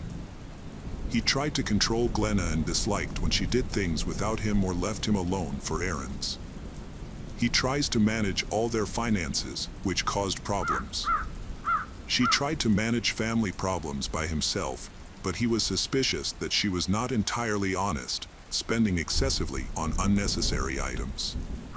During this time, he continued to receive disability benefits, and his wife took on guardianship, but she had one weakness. Glenna was a gambler and spent a lot of money on it. She visited the casino much more often than her husband, without him knowing, and she losing a lot of money. Additionally, there were issues between Glenna and his ex-wife, Christine. Apparently, Martin frequently complained about Christine, accusing her of leaving him during a tough time after the accident, but he didn't talk about how he made Christine's life unbearable. Christine tolerated him for 2 years before leaving, but she continued to support him as much as she could. Christine kept in touch with Martin's and brought the children to visit he. However, he spoke negatively about Christine to his new wife, Glenna. Plus, Glenna also expressed that she absolutely does not like the children of Martin and Christine. This made Christine and her children feel uncomfortable, to the point where they didn't want to visit Martin when Glenna was there. They disliked hearing unpleasant things about their mother, Christine, and she supported their decision by not bringing them to their father. Martin became angry with his ex-wife and constantly quarreled with her. This led to tension with the children and Glenna. Overall, the relationships deteriorated, and everyone's behavior only worsened the situation. A clear testament to Glenna's deep love for Martin is the tattoo of his name on the back of her hand, which she got 18 years ago when they were dating. She never removed it, likely because she had strong emotions for him all these years. She has still loved him for the past 15 years and waited for the moment they would be together again. However, within the family, the relationship was far from romantic, with frequent disputes over money. Martin suspected Glenna was overspending and debt piled up. She often took money from him without his knowledge. Over time, she took complete control of the family's finances, further straining their relationship. Glenna began using the check from the insurance company that Martin received every month as an allowance. In addition, she also illegally traded in some strong drugs. At the time of the accident, Martin did not take these medications regularly, resulting in a large amount of medication being left unused. Glenna sold these medications secretly. However, his involvement in this activity remains unclear. Some believe he was complicit in the sale, help him earn extra income while he is recovering from a traffic accident and is struggling financially. But there are also those who oppose this theory, who believe that Glenna sold the remaining amount of medicine without telling him. Even though Glenna and Martin's relationship was having problems, they persisted in a toxic relationship for over 11 years. By 2015, they still acted friendly and were always seen together, but they no longer concealed their failing marriage. Occasionally, the discontent between them led to increasingly frequent scandals. One of Glenna's friends later claimed to have witnessed their breakup, during which Glenna threatened to kill Martin. Despite this, they mostly maintained the appearance of an ideal couple, walking hand in hand as they did at the start of their relationship in their youth. By May 2015, the issue of divorce had become serious. One morning that May, Christine, Martin's ex-wife, discovered that Martin was selling his house. She found an advertisement on an auction site and was very surprised. She immediately called Martin to ask why he suddenly wanted to sell a house he loved so much, where he devoted his love to creating his garden. However, he was unaware of this sale, so he asked his current wife, Glenna, about it. Glenna claimed it was a mistake and said she would resolve it, but the fact is she didn't solve it. Previously, their car had been repossessed due to debts, and Glenna had similarly assured Martin it was a mistake and she would fix it, but nothing changed. The auction for the house was scheduled for 3 weeks later, by the end of the month. Perhaps due to the debt accumulated during their marriage, and Glenna wanted to sell the house to pay off the debt, but she did not want to tell Martin about this. On May 13, 2015, one of Martin's neighbors visited him early in the morning to discuss some routine matters. The neighbor was surprised when no one responded to his knock, as Martin usually kept his door open at that time. Concerned, the neighbor entered the house and called out to Martin and Glenna, but no one replied. Venturing further inside, he discovered the reason for the silence. In their bedroom, he found Martin lying on the floor in a pool of blood, and next to it is Glenna, who was bleeding heavily from the head. Terrified that the perpetrator might still be around, the neighbor fled from the scene and immediately called 911. When the ambulance arrived, they realized that Martin was lifeless. Martin was lying on his side, wearing only his underwear, his body already cold, and the doctors confirmed that the 46 years old had died several hours earlier. However, Glenna was still alive and even conscious. She tried to say something. She managed to utter a fragmented sentence that was not understood. Glenna was found lying next to Martin, fully clothed. However, she could not provide any useful information about the incident. She was rushed to the hospital for medical treatment. A bullet had grazed her skull without damaging the brain, so her injuries were not severe. She recovered quickly after surgery at the clinic. Detectives were able to question her soon after, but she was still undergoing treatment, and they had other cases to handle. The investigators tried to piece together the sequence of incident by examining the crime scene thoroughly. It did not appear to be a robbery, because valuables or personal items in the house are not lost. Even the money, left in a visible spot, was untouched. Additionally, there were no signs of forced entry, suggesting Glenna and Martin might have known the attacker and let him in. During this time, police discovered that Martin was taking strong painkillers and Glenna involved in selling them. There was then an assumption that it was that trade that may have triggered the attack. The entire scheme of selling medicines was uncovered, and detectives believe there may have been a conflict with the buyer during the transfer process. However, by that time, forensic experts had already examined and analyzed the crime scene, including the bullets and weapons found in the house. The pistol was later tested and confirmed to be the murder weapon. In fact, this pistol has belonged to Martin for many years, but both of them were shot with it. First, the attacker must enter the house, know exactly where the weapon is and retrieve it. Then he finds the magazine, loads the gun, and then starts shooting. This plan seemed too complicated and therefore unlikely.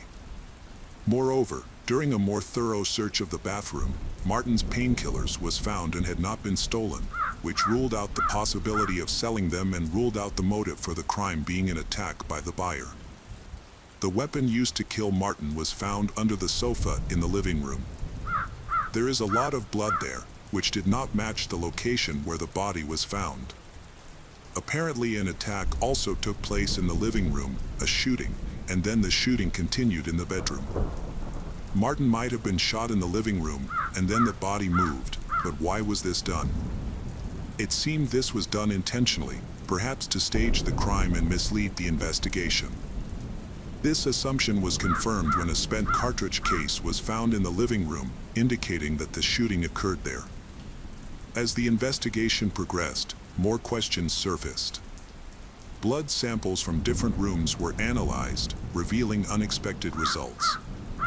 The analysis showed that all shots fired at Martin happened in the bedroom.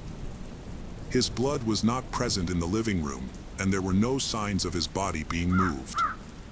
The blood found in the living room belonged solely to Glenna, who was discovered in the bedroom. The bullet casing found in the living room corresponded to the shot that hit her head, supporting this theory. But how did she manage to reach the bedroom after this injury? Medical experts informed the police that this scenario was possible because Glenna's injury was less severe than initially thought. She could have reached the bedroom by herself, especially since she was conscious when found. Nonetheless, the situation appeared unusual. From then on, the police began to suspect that Glenna fired at her husband and then injured herself to divert suspicion. However, these theories still needed solid evidence. At this time, the police were unable to interview Glenna, as she was still in the hospital undergoing treatment and recovery. They took her mobile phone for investigation.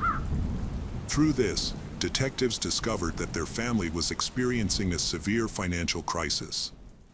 Just the day before Martin's death, she searched online for how to use the Uger 6 pistol, the same gun involved in Martin's death and her own head wound. Police found 2 farewell letters, in which Glenna apologized to her children for what she was about to do. She also said goodbye to everyone, indicating her plan to end her life. The Supreme Court identified Glenna's as the perpetrator of the crime. Based on all the collected evidence, the investigation was reopened, but something compelled her to shoot her husband first. Martin was killed in the bedroom, and Glenna shot herself in the head in the living room. However, unlike Martin, she did not die instantly and managed to reach the marital bedroom. This can be clarified by talking to her, so the police waited until they could interview her. They continued gathering evidence in the meantime. Martin's family was already convinced that they were not attacked by a stranger. The shooter was his wife, Glenna. Christine Keller, the ex-wife of Martin, was shocked by the events. Although she never thought highly of Glenna, especially because of Glenna's aggressive behavior, but she did not expect this to happen. Then, Christine took her old parrot home to the children. Meanwhile, detectives were finally able to speak with Glenna, who was feeling well. Doctors confirmed that she understood what was happening around her and ready to talk to the detectives. Despite the doctor's positive assessment, but she told the investigators that, in her view, she never wrote farewell letters and did not plan to end her life, let alone kill her husband. Police officers were concerned because Glenna completely denied being involved in the attack on her husband, yet she also claimed she couldn't remember what happened on that tragic day. This inconsistency seemed suspicious and hinted that she might be a suspect, but at that time, they had no solid evidence against her. Glenna was released from the hospital several months later. Meanwhile, the investigation had not uncovered any new evidence. Police were concerned that Glenna's denials and the trauma she had suffered might convince a jury that she was innocent. One day, Christine was awakened by the parrot's voice and went to see it. She was amazed by what it was saying. She decided to use her phone to record the monologue. The parrot kept repeating, "It says, beg Glenna, don't shoot him." This caused Christine's great shock and fear. For a while afterwards, she was even haunted by nightmares. She immediately informed the police and later showed them the video recording. Although the use of a parrot as a witness in court was unprecedented, from that moment on, all of the detectives' suspicions about Glenna's involvement in the case were confirmed. New details of the case have attracted widespread public and media attention. Meanwhile, the investigation continued. The incident was again in the news at the end of June 2016 when police arrested Glenna. They had been collecting evidence to piece together a full case that would clearly show the jury who the killer was and help the Martin family get justice. It was initially thought that the footage of the parrot accusing Glenna would not be used, as it might seem too provocative, and it was uncertain how the jury would react to it. The prosecutor argued that Glenna was in severe financial trouble and could not admit her gambling failures to her spouse. For a long time before the murder, she neglected to pay bills because all her money went to cover debts from her gambling addiction. Eventually, she decided to end her life, writing 2 letters, one to her husband and one to the children. This suggested that Glenna did not initially plan to harm her husband, but something went awry. The final straw was the failed sale of the family home, which was put up for auction without her husband's knowledge. When Martin found out about this from Christine, he likely confronted Glenna. A fierce argument may have ensued, leading her to kill him in a fit of rage before deciding to end her life. Glenna and her lawyer claimed that she had no memory of the shooting or the letter and insisted that she loved her husband too much, so she can't hurt him. They presented a list of medications she was taking to improve cognitive function as evidence of her mental condition. She also denied searching online for how to use a gun, stating that she only used her phone for games and calls. The trial lasted 10 days. The prosecution believed it had a strong case to persuade the jury. However, the jury seemed uncertain, due to the largely circumstantial evidence. Then, a video of the parrot's words was introduced as a crucial piece of evidence. Experts say the parrots form a close relationship with their owner, Martin, and they learn to imitate Martin's voice. Most experts agree that those words left a strong and deep impression on the parrot's memory, so it repeated them over and over again. In the end, this evidence was effective. After 8 hours of deliberation, the jury found 49 years old, Glenna guilty. In this case, the parrot played an important role as a witness, contributing to finding justice. The case of Rachel Winkler. Rachel Hatfield was born in California in 1975. She is the second of 4 children to her parents, Dawn and Diana. When she was 10, her father left after her mother had a brief affair with a neighbor, so her parents divorced. Rachel, her siblings, and their mother then moved to Georgia. Then, she and her siblings rarely visited their father because of their strained relationship. Their mother had turned them against him, resulting in a lost custody battle for the father. The family breakup deeply affected Rachel, making it difficult for her to cope with her parents' separation. During her teenage years, she developed anorexia due to stress, and her weight dropped to a dangerous 30 kilograms. She was hospitalized at a psychiatric clinic in Modesto, where she received effective treatment. She eventually recovered, and even took up sports. After her recovery, she started to reconnect with her father, Don. He is proud of his daughter because she is very intelligent and the only girl in the family. The girl is the inspiration for his work. In school, she consistently achieved excellent grades across all subjects. As an adult, Rachel has dedicated herself to her work, with the desire to follow the example of his father, Don, a famous painter.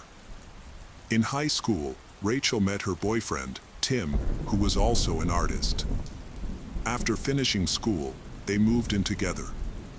They faced their first difficulties in life, which were financial problems that people in the same profession often face, until they became famous and found their place. When they didn't have painting commissions, they created frescoes to decorate rooms, which turned out to be more profitable. This allowed them to rent more comfortable housing. Rachel attended the University of Sonoma, earning a degree in business and marketing. She excelled in mathematics, impressing her teachers from the start. after graduating with excellent degrees. She was offered a high-paying job, which she accepted. Nevertheless, she continued to support Tim and their art business. They had been together for 14 years, and everyone who knew them was confident they had a bright future ahead, with marriage and children. It seemed they were meant for each other. As Rachel approached the age of 30, she started thinking about becoming a mother. However, Tim was hesitant to support this idea. He wanted to first stabilize their finances, buy a house, and establish himself in his career. Realizing that this would take a long time, so she became impatient, not wanting to wait. This led to conflicts, and their once harmonious relationship began to deteriorate. By July 2005, their relationship was nearly over. Around this time, Rachel attended a dinner party where she met Todd Winkler. He was 8 years older than her and had built a successful career as a fighter pilot in the U.S. Air Force. When they met, he also held a degree in computer engineering and ran a successful internet business. He was wealthy, owning a large house and even a plane. In addition to his success, he was attractive and very sociable. Todd had been married twice before. He married his first wife at a young age, but they later divorced due to disillusionment. His second wife tragically died in a car accident in 1999. Eager to find love again, Todd was searching for the right partner. When he met Rachel, he immediately felt she was that person. She was equally captivated by he, and they quickly sparked a romance. She ended her relationship with her boyfriend, Tim, to start dating Todd. Rachel and Todd were so in love that after just a few weeks of meeting, they were thinking about a future together and having children. Less than a month after they met, he invited she to a party, and then he proposed to her. She was so moved that she agreed immediately. Unfortunately for Tim, although he tried to mend his relationship with her, he was unsuccessful. Rachel informed her family and friends that she is very much in love with Todd, the man of her dreams, who had already proposed to her, and they planned to marry that summer. They had a beautiful wedding, and Rachel took her husband's last name, Winkler. This new chapter opened up opportunities she had only dreamed of. Together, they aimed to build a bright future. She quickly forgot the past that she lived with her ex-boyfriend for more than 10 years, with whom she overcame many different difficulties. A year after the wedding, Rachel became pregnant and she was overjoyed. On April 11, 2007, she and her wealthy husband, Todd, welcomed their daughter, Eva, and she adored her child. A year later, their second child, Ariel, was born. During this time, Rachel stays at home doing housework and taking care of the children while her husband goes to work. In early 2010, their family had big changes when Todd was accepted as a manager in a prestigious pharmaceutical company 2 hours from their home. As a result, he started working late at his office in Alameda.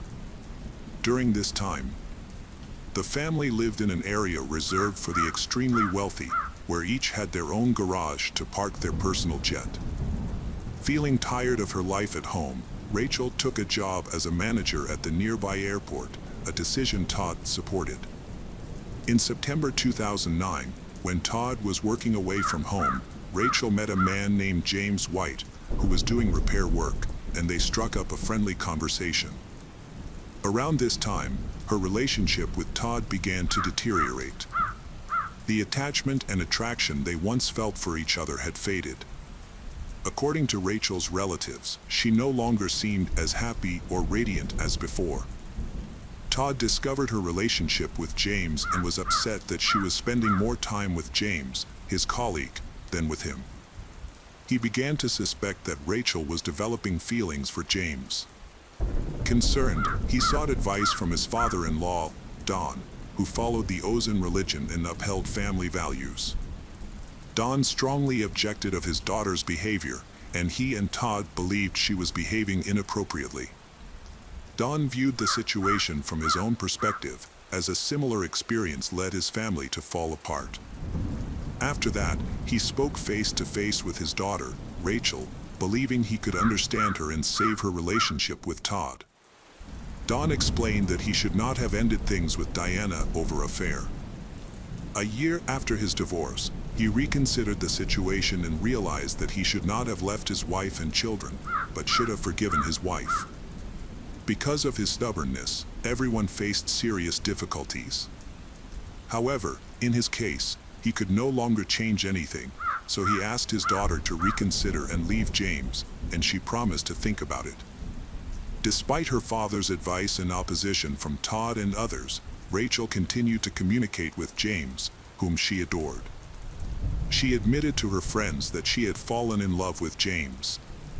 Todd realized his marriage was crumbling, so he frequently sought advice from Rachel's father, Don, who persuaded him to fight for the marriage. After a while, Rachel realized that her father was right. She also knew that she would not be able to raise her child properly if she continued to have an affair. Therefore, she chose to mend her relationship with Todd. Her father was pleased that she heeded his advice and preserved the family. Todd forgave her, and their relationship improved. A few months later, they announced to friends and family that she is pregnant with her third child. Although he hoped for a son to inherit his business, his wife was content with having a third daughter. In March 2011, the couple left their children with Rachel's father, Don, and went on vacation to Florida to strengthen their relationship. It seemed their relationship had improved, as if they had rekindled their love. Rachel affirms that the child she is pregnant with is Todd's child, but some suspected she might be pregnant by her lover, James. However, not everything was smooth in the family. Behind their family's happy exterior are arguments. After the vacation, they had a big fight, and Todd went to Australia on business. He's staying there for some time. He even paid for Don's trip to visit him, but didn't invite his wife and children, possibly because the long trip could be difficult for the children and the pregnant Rachel. Alternatively, this might indicate serious issues in their relationship. In Australia, he and Don enjoyed their time, relaxing and having fun almost every evening. Rachel, who had been apart from her husband, Todd, for a long time, occasionally reached out to her first boyfriend, Tim, who was an artist. She shared stories from her life with Tim, such as an incident involving credit cards. Todd had issued several cards in her name and even bought a plane under her name, leaving her with a $50,000 debt. However, Todd quickly paid off the debt, which didn't seem to be a problem for him. It seemed like she was boasting about her wealth. Tim still had feelings for Rachel, and it was difficult for him to hear these stories. But he held on to a small hope that they might get back together. When she was alone with the children and feeling bored, Rachel decided to pursue her ambitions. She returned to work at the airport and sent her children to kindergarten. Her father, Don, disapproved because he was religious and believed that a woman should stay home to care for her children. Additionally, since they were wealthy, there was no financial need for her to work. However, Rachel was determined to continue her career, and eventually, her father relented, allowing her to work and interact with others. During this time, Rachel's former lover, James, started his own business near where she worked. Her father advised her to avoid James to resist any temptation, as he sensed there was more than just friendship between them. James had been married twice, with his second marriage ending in divorce, and he was seeking a new relationship.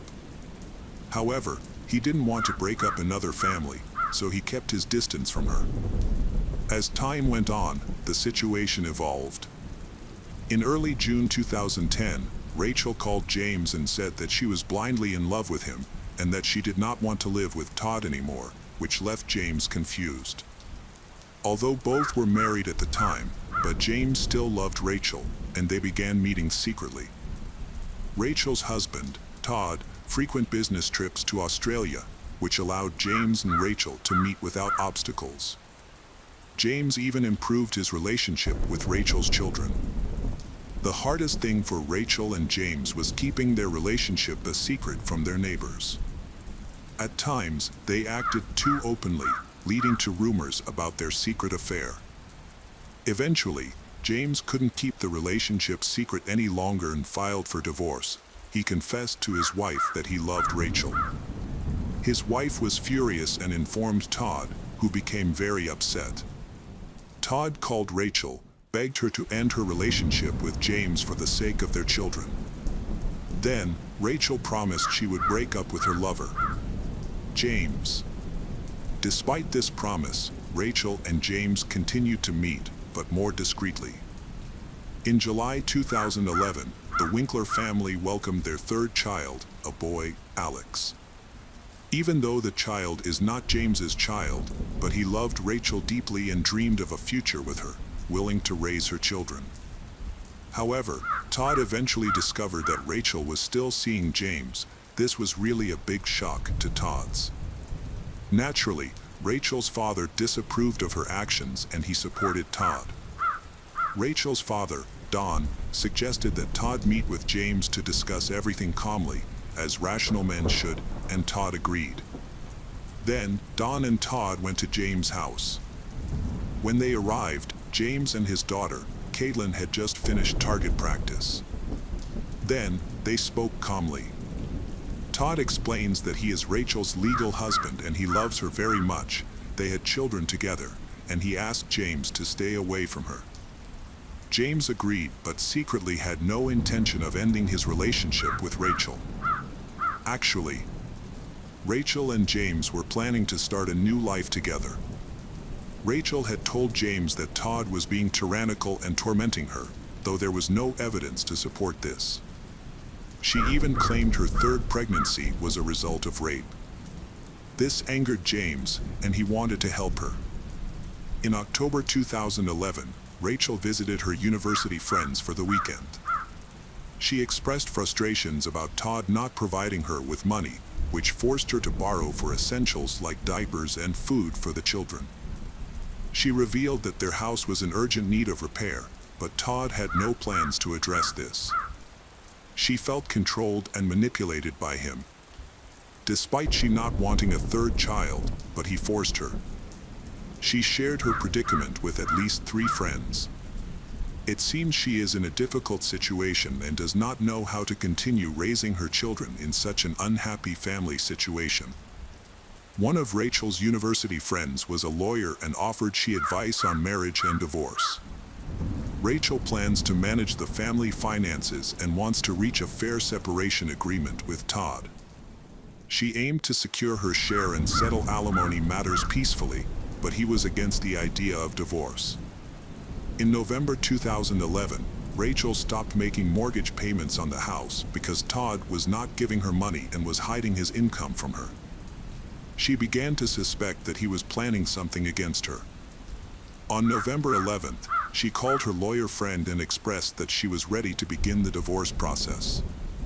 While Todd was in Amsterdam on a business trip, followed by a vacation, Rachel began filling out the divorce paperwork in February 2012. During this time, she told her lover, James, that her husband had discovered electronic divorce documents on her laptop and deleted them. To prevent this from happening again, she started filling out the forms by hand. Then Todd having learned about the divorce, but he wants to avoid it. Todd spoke to his father-in-law, Don, about Rachel, claiming she was mentally unstable, which was related to their upcoming divorce. Todd said she smoked, drank, and seemed to be losing weight again.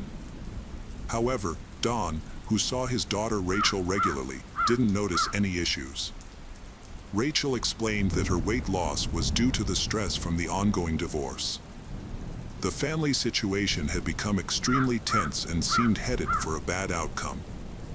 By February 2012, Todd was severely depressed, which his business partner also observed.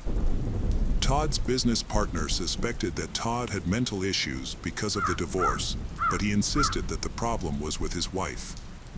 He was considering having her treated in a psychiatric clinic, claiming she was on a drinking binge, and he needed a break to handle the problems that had come up. This conversation occurred on February 10th. On February 26, 2012, divorce proceedings will begin. Rachel was counting on alimony each month to support her children. She planned to move with the children to James' place and was expecting a court meeting. However, that evening, she never arrived at James' house. On the morning of the 27th, a neighbor saw Todd with the children, and everything seemed normal. Around 10:30 a.m., he left his children with a neighbor temporarily because something terrible had occurred at his home. Todd was awaiting the police and did not want his children to witness the situation. The neighbor observed that Todd appeared calm, had no injuries, and appeared to be just irritable. Then, Todd called 911 to report that 37-year-old Rachel had been killed in their home during a domestic dispute. Police arrived at approximately 10:40 a.m. Todd emerged from the house and told the officers his wife was dead inside the house. He was arrested and taken to the police station, where he agreed to speak with investigators without a lawyer. During the interrogation, he is still very calm. He admitted his wife had been having an affair for a long time and had filed for divorce, seeking full custody of their children. He said his wife made him lose his temper, leading to a violent conflict. He attacked her. But then he stopped when he heard their child crying, realizing the children could witness the altercation, so he moved them to another room. Todd returned to argue with his wife, which escalated. He struck her in the face, causing her to respond with a punch. He began to apologize because he realizing his mistake, but his wife approached with a pair of large scissors and cut his hands several times. They started fighting when he tried to take the scissors from his wife. Immediately after, he poked his wife in the eye with his thumb, which helped him knock the scissors out of her hand. He quickly left there to gather his children and take them to safety. Todd told investigators that he was worried about his wife's condition and behavior. He thought she was drunk and could be a threat to him and the children. When he returned home, he found his wife in the bedroom, sitting on the floor. As he approached her, she kicked him in the face. In a rage, he threw her to the floor and began to strangle her with both hands. However, she grabbed the scissors again, but he quickly took them away and struck her face and neck several times in self-defense. She pleaded with him not to kill her, she also promising to save their marriage, but he couldn't control his anger. He admitted that he forcefully stabbed her neck with the scissors. He confessed that, at that moment, he wanted her dead, although he claimed he didn't intend to kill her and that it happened accidentally. After the incident happened, Todd attempted to revive his wife, but she was already dead. In shock, he attempted to clean the crime scene by washing away the blood, but he realized it was futile and called 911. The detectives doubted his account as there were many inconsistencies. It was absurd that he took the kids to the neighbor's house, while Rachel sat calmly waiting for him to return after the brawl. Why didn't she use the opportunity to escape? At 10:30, Todd took the children to a neighbor and then called the police immediately. The medical examiner concluded that Rachel died 6 hours before his 911 call, which contradicted his entire story. During the autopsy, Rachel was found to have multiple injuries, including broken ribs and numerous abrasions. She had cuts and puncture wounds mostly on her face and neck, with the fatal wound being a penetrating cut to the jugular vein.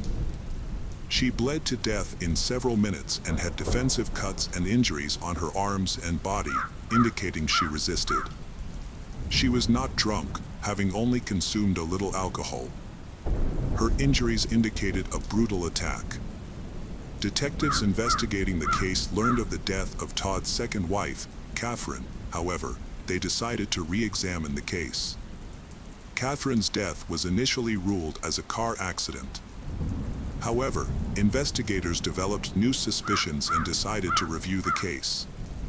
On the day of Catherine's death, in September 1999, her family had gone for a hike in the forest. Todd was stung by a bee and started having severe allergies. So, He urgently needed medical attention. Then, she drove their pickup truck, while he lay in the back seat, heading towards the closest hospital. Unfortunately, she lost control, causing the vehicle to tumble down a mountain. She died in the crash, but he survived. He managed to get out of the car and sought help. Tourists in the national forest heard the crash and came to help him. Todd claimed that the adrenaline released during the accident cleared up all traces of the allergy, which seemed suspicious from the start. When the police arrived at the accident scene, the entire area was engulfed in flames. Rescuers couldn't immediately descend due to the steep slope. They had to use special equipment and ropes.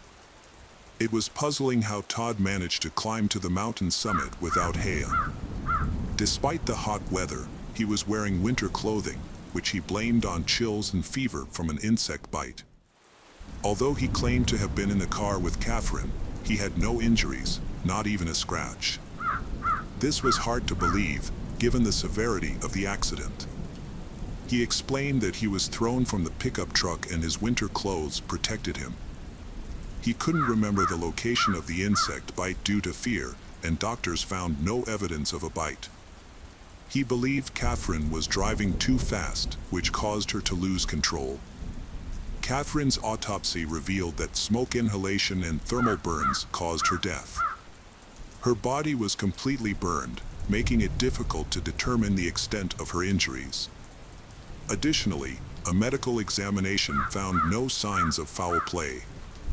After an investigation, the death of Todd's second wife, Catherine, was ruled an accident. Todd received over $1 million from her life insurance policy.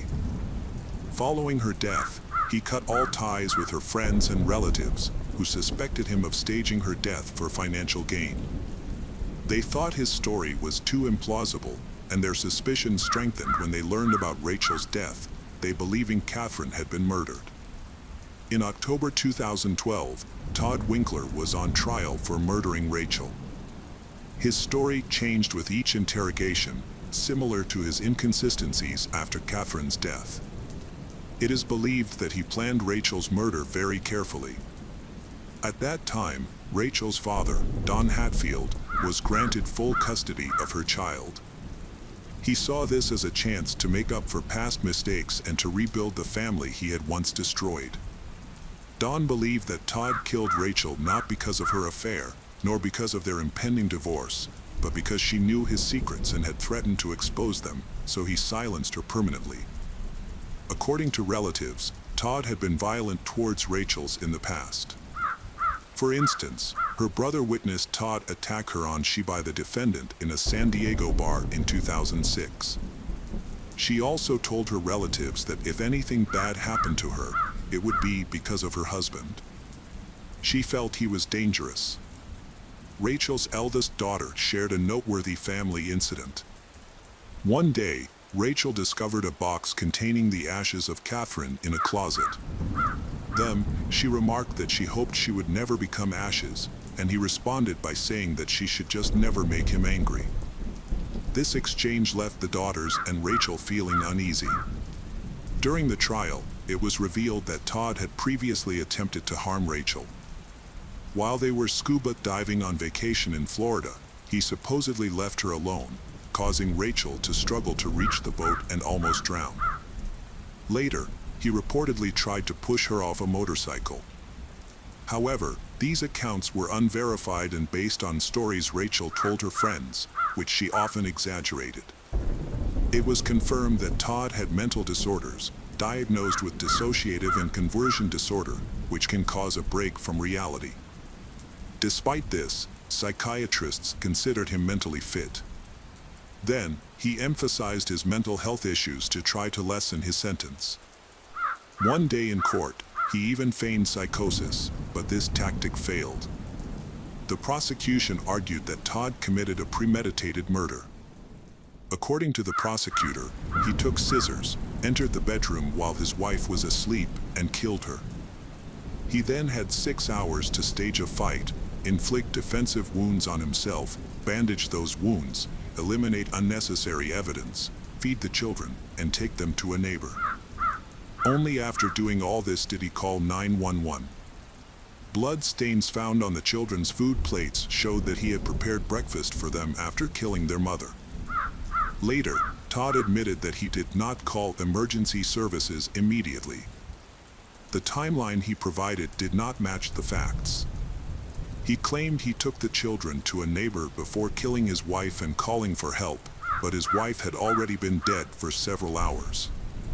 Additionally, he would not have had enough time to bandage his hands so quickly and precisely. On the other hand, the defense lawyer argued that the murder was an act of self-defense. Rachel was the one who attacked her husband first. She first grabbed the scissors and attacked him. A struggle ensued, and he realized it was a matter of life or death, choosing to save himself. The jury deliberated for 13 days on the case details and testimonies before reaching a guilty verdict. They convicted 47-year-old Todd Winkler of first-degree murder. In December 2014, he was sentenced to 26 years in prison, with eligibility for parole in June 2031, when he will be 64 years old. Todd has filed many appeals, but all of which have been rejected. However, he has managed to secure better conditions for himself in prison. He is serving his sentence at San Quentin State Prison in California. The case of Matthew Winkler. Matthew Winkler was born in November 1974 and was the youngest child in his family. He had a brother named Daniel. The family lived in Huntington, Nancy, USA, a small town with fewer than 5,000 people, known for its long history of serving the church. Matthew's grandfather played a significant role in the community as a third-generation Christian minister and was the principal of a school for preachers in the town. Additionally, he authored several books on biblical theology. Matthew's father was also a pastor, and the Winkler family was highly respected in society due to their religious commitment. Father Dan started his career 5 years after Matthew was born. While in high school, he began building a small church, which was completed during his college years. After finishing university, he became a pastor and met his future wife, Diana. They married in 1970 and later had sons. Due to Dan's preaching duties, the family often moved, even to different states, which helped shape their character. Eventually, the Matthew family settled in Austin, Texas. Matthew began attending high school regularly and was an athletic teenager who loved football and worked out almost daily. He was active, energetic, and creative, participating in church puppet shows. Matthew was a kind and popular classmate. After graduating, his parents invited him to serve in the church, marking his first steps toward becoming a pastor. Matthew enrolled at Freed Harmon College in Nancy. Matthew's family was generally happy, with Dan imposing strict rules at home that seemed appropriate for raising 2 sons. In 1993, the family moved again to a large city in New York State, where Dan worked as a missionary for 11 years. A few months later, Matthew met Mary, a modest but charming student at the university. Mary was a year older than Matthew. Their relationship developed quickly and they began dating. Just 3 months later, Mary announced to her parents that she was introducing them to her boyfriend. The meeting went well. Matthew impressed her devout family, and they approved of the relationship. 6 months later, Matthew proposed to Mary, and she accepted. They were married on April 20th, 1994. Mary Freemans was born in 1973 as the eldest child in her family, who were living in the United States at the time. The Mary were devoutly religious and regularly attended the Church of Christ, where Mary's father was the pastor. The family later welcomed the second daughter, Patricia, who faced significant health challenges, including cerebral palsy, spinal meningitis, and developmental disabilities. Despite these challenges, her parents were dedicated to supporting her, teaching her to read, although she struggled with comprehension. Despite their difficulties, Mary and Patricia shared a very close bond. Mary, who was calm, reserved, obedient, and somewhat meek, often slept with Patricia to comfort her. While Mary was in elementary school, her parents decided to adopt a little girl named Shauna. Shauna came from a large family with 4 other siblings who were also placed with different adoptive families. Eventually, all the siblings, including Shauna, were returned to their biological parents. Mary experienced her first major trauma on April 15, 1987, when her younger sister died from a heart attack while taking a bath at the age of 11. This devastating loss affected Mary deeply, and at 13, she sought help from a school psychologist to process her grief. Unfortunately, when her father found out about this, he became angry and demanded that the psychologist stop interfering, believing that he and his wife should resolve the situation themselves.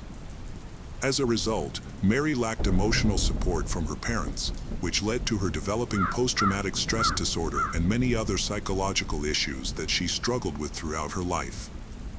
Mary's family then adopted 11-year-old Shannon and her 4 siblings, making their dream of having a large family come true. Mary, being the eldest child, took on a supportive role, helping her mother and guiding her younger siblings. Mary then met Matthew, and they began a romance.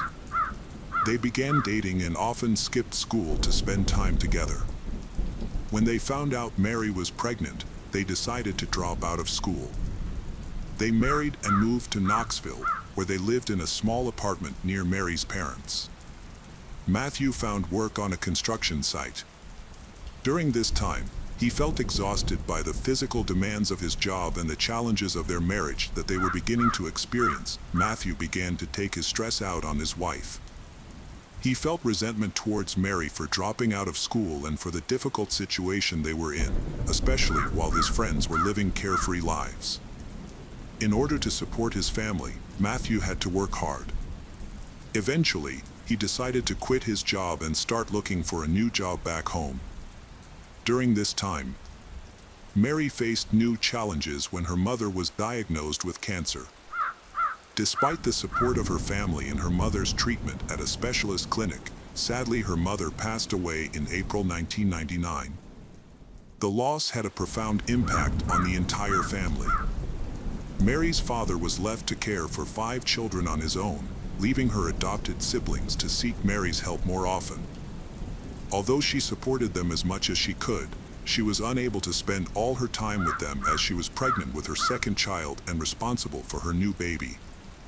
In June 1999, the Matthew family began searching for a home. With limited financial resources, they purchased a small, modest house that was still under construction in the small town of Pegram, which had a population of only 2,000. This town was located 15 kilometers from the church where Matthew had secured a job as a pastor. The family moved into their new house in preparation for the birth of their second daughter. Mary began to experience postpartum depression and faced many challenges during this time. Along with caring for her children, she also took on the responsibility of caring for her foster siblings, who were often demanding and difficult. This behavior frustrated both Mary and her husband, Matthew. Eventually, she began to withdraw from her relatives, possibly due to the constant pressure from her husband and foster siblings. A family friend described Mary as modest, shy, homely, and somewhat peculiar. She struggled with social interactions, had a limited circle of friends, and tended to be reserved. At the same time, she experienced unpredictable mood swings, which sometimes upset her husband. Mary began to complain about sexual violence from her husband. However, he did not consider his actions to be the problem. Instead, he believed that it was Mary's rigidity that caused the problem. After a particularly tense argument, Mary invited her 2 brothers to stay overnight because she felt unsafe being alone with her husband. During that time, Matthew realized that they needed to stay away from her family to reduce their influence on his family life. After they moved away, Matthew's marriage began to improve. Mary described the transition as challenging but felt relieved that they had worked through their issues together. The couple bought a house in the small town of Markmenville. At this time, Mary was pregnant again and was excited at the prospect of having a large family like hers. Unfortunately, Mary later suffered a miscarriage. In the new town, Mary's family met nice neighbors. Matthew's pastoral career is booming, but it requires him to travel frequently, which means he is often away from home. Matthew is looking forward to being promoted to pastor of the local church. Meanwhile, Mary takes a part-time job to help support the family financially. Matthew also worked part-time teaching Bible lessons at Boyd Christian School. He was highly regarded as a specialist and was seen as a positive influence who instilled religious values in his parishioners. He earned the respect of the entire community. However, those who worked closely with Matthew noticed a different side. He was often arrogant and caused tension whenever he was in the office. Mary brought him lunch every day, and although she was very attentive, Matthew treated her with disdain. This angered his secretary. Because of what she considered unacceptable behavior for a man of his faith. No one suspected that Matthew was behaving badly at home. Behind closed doors, he abused his wife. This continued until one day Mary showed up with a black eye, causing concern in the local community. She claimed it was an accident but would not explain how she got the bruise. Rumors began to spread that Matthew might be harming her, including sexually, and his addiction became a topic of conversation in the community. It's unclear if this contributed to Matthew's professional downfall, but in 2004, he lost his job as a church pastor. A more reputable preacher was hired to take his place, which drove Matthew into a frenzy as he had to search for work again. The Matthew family relocated to another city to start anew. There, Matthew finds work at a local church, and Mary is pregnant with another baby girl. However, the transition was not without its challenges. Soon after moving in, conflicts arose with the neighbors due to a dog that lived nearby. The Mary was worried that the dog might bite her children and even threatened to shoot it, which led to resistance from the neighbors. Meanwhile, at his new job at the church, Matthew's behavior changed dramatically. There, he was seen as a polite, caring, loving husband, admired as the head of a wonderful family. For a time, he struggled to maintain this positive image. Brett Glenn, a family friend with close ties to Matthew's family, supported him. While Matthew's family was attending the wedding anniversary of his best friend Brett, Matthew saw that Brett's family had bought a pistol for self-defense. Matthew thought that their family should also have a pistol at home. Matthew then took Mary to the shooting range to learn. However, soon after, strange events began to occur in Matthew's family. At that time, after giving birth, Mary enrolled in a teacher training program at the university. She wanted to get an education and find a job caring for sick children. On December 1st, 2005, Mary received a check that appeared to be a lottery prize. She needed money to pay her insurance premiums, so she took out a loan while she waited for the lottery payout and also took out a similar loan from the bank. Unfortunately, it turned out to be a scam, leaving her in a difficult situation. She opened an account to deposit a large sum of money, but the check was fake. Mary attempted to commit financial fraud in the hopes of obtaining $6,500, but her scheme was too naive to succeed and was eventually discovered. In February 2006, she realized that her financial transaction had been declined. She then contacted the bank and changed the postal address of her account to a rented post office box, indicating her intention to commit fraud. She then opened a new bank account using only her cell phone number and postal address as her contact information. This account had a balance of $100, which she used to go to the bank and attempt to withdraw $7,000 to pay off her previous debt. She then redirected all of her mail to the rented post office box. Meanwhile, Matthew received congratulations from his father for their improving financial situation, completely unaware of the chaos his wife was causing. They had nearly paid off their debts thanks to compensation from an accident a few months earlier. Ironically, while Matthew focused on enhancing their financial well-being, Mary was engaged in fraudulent activities, making their situation even worse. The following day, the bank administration reached out to Mary to inform her that her transaction was illegal and that there were insufficient funds to fulfill her requested amounts. They insisted that she come to the branch with her husband to speak with the manager and resolve the issue. However, instead of discussing it with her husband, Mary chose to remain silent. A bank employee suggested that she take out a $5,000 loan to cover the shortfall, which would allow her to move on from the situation. Yet, since the account was joint with her husband, Mary could not make this decision without his approval, so she left without a solution. Later, bank employees contacted Mary again, warning her that she needed to address the issue urgently, or she could face criminal charges for fraud. They reiterated the loan offer, which would enable her to settle the debt related to counterfeit checks. Mary said she would consider it. While she was contemplating her options, a tragic event occurred on March 22, 2006. The Matthew were expected to attend the church service with the parishioners, and their 3 daughters were also supposed to join the other children. However, when the time came, the entire family was absent. This raised suspicions since the pastor's family was known for never missing significant events. After a brief wait, the elder called their home, but there was no answer, which was unusual for church ministers.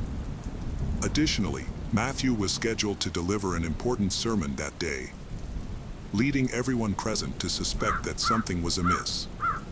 A church minister visited Matthew and Mary's home to check on them. The lights were on, and the TV was blaring, but nobody responded to his calls or knocks at the door. The minister tried looking through the windows but couldn't see inside. He then sought help from neighbors and fellow church members. After an extensive search, they found spare keys in a shed on the property. At around 9 p.m., they finally opened the door to the house. When they entered, the pastors witnessed a horrifying scene. In the couple's bedroom, they discovered Matthew's body on the floor, surrounded by a pool of blood. The church pastors then called 911, prompting police and ambulances to arrive at the scene. Doctors confirmed Matthew was dead. Forensic experts began working to find evidence, but because the crime scene had many traces left by witnesses, it was difficult for them to collect evidence. Meanwhile, Mary and the children were missing from the house, and the family car was gone. Police suspected that the rest of the family may have been kidnapped and were in danger. At the time, no one could have imagined what had actually happened in the house. The autopsy report showed that Matthew had suffered a fatal gunshot wound to the chest and had bled to death. The police's investigation uncovered Mary's involvement in financial fraud, which tarnished her reputation. She was now seen as both a victim and a criminal due to her use of counterfeit checks. As a result, she, her children, and her car were placed on a wanted list. Police attempted to track her mobile phone and discovered that she was in Orange Beach, Alabama, approximately 600 kilometers from where the crime occurred. Police in that area were alerted and worked to apprehend her. On March 23rd, a police officer spotted a minivan making an illegal U-turn around 7:30 p.m. 3 police cars surrounded Mary's vehicle in a grocery store parking lot. The police acted carefully, fearing that she and her children might have been kidnapped and could be in danger. However, Mary was driving the minivan herself, and she was quickly arrested.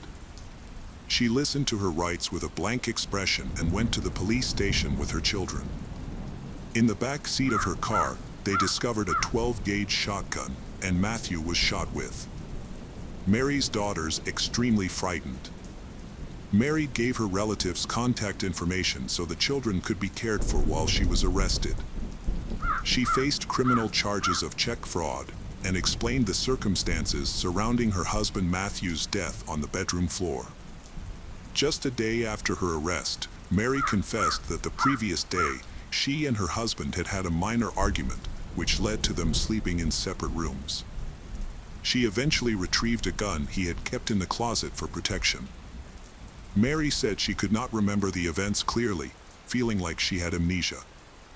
She recalled hearing a noise and then seeing her husband fall out of bed, gasping for air and covered in blood. Her account was a blur to her. She could not remember how she got the gun and shot him, nor could she explain her actions. 5 months after her arrest, Mary's father mortgaged their home to pay the $750,000 bail to get her out. After her release, Mary moved to Tennessee and worked at a dry cleaner while awaiting trial. Prosecutors argued that Mary had carefully planned the murder. She disabled Matthew's cell phone to prevent him from calling for help, leading to his death from blood loss. Mary knew where guns were kept in their home and had easy access to them. A handgun was identified as the murder weapon, but the motive for the crime remains a mystery. Mary, who used to be so quiet and gentle, and why she killed her husband, while the locals considered Matthew a holy man. The children stated that Matthew was a good father who never harmed them or their mother. They had never witnessed any arguments between their parents. One day, they were awakened by a loud noise and went to investigate. As they turned the corner in the hallway, they saw their father lying on the floor. However, their mother quickly closed the door in front of them, leaving the girls confused about what had happened. The prosecution alleged that Mary was experiencing financial difficulties that she tried to hide from her husband. This was difficult to maintain, as he would eventually discover her deception when he checked her bills. It is believed that after uncovering her fraud, Matthew was shot, or that she planned to kill him to prevent him from learning about her schemes. During the investigation, it was revealed that the check fraud was not Mary's only illegal activity. She had submitted a fake document to 5 banks, committing scams totaling $17,500. This type of fraud, known as check kiting, involves artificially inflating the balance on a bank account to access non-existent funds. Bank staff confirmed that they repeatedly asked Mary and her husband to meet with managers to resolve the issue of missing money. None of the banks reported her to the police, and they tried to resolve the situation amicably. However, Mary chose to ignore their requests because she wanted to hide her financial troubles from her husband. During the trial, Mary denied confessing to murdering her husband, claiming that she was in a state of shock. Her attorneys argued that her husband was a domestic abuser who not only assaulted her, but also raped her and coerced her into committing these acts of fraud. A key point of the defense concerned the murder weapon. They argued that loading the shotgun would have made a lot of noise, which would have woken her husband, suggesting that it had been loaded long before the crime occurred. Mary, unaware of the gun being ready, simply grabbed it to threaten her husband. Unfortunately, the gun accidentally discharged, resulting in her husband's death. Therefore, the defense asserted that the shooting was an accident. The scenario raises the question of why a loving wife would point a gun at her sleeping husband, even if her intention was to intimidate him, not shoot him. In court, Mary recounted the horrific experiences she endured living with a husband she described as a domestic tyrant. She accused him of sexual, emotional, and physical abuse. To illustrate her point, Mary produced a wig and high-heeled shoes that her husband forced her to wear, even wearing the shoes to court.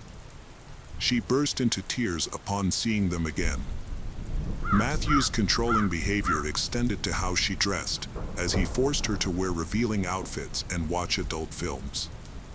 He pushed her toward intimate relationships that were unusual for her, even requiring her to get his approval to get a haircut.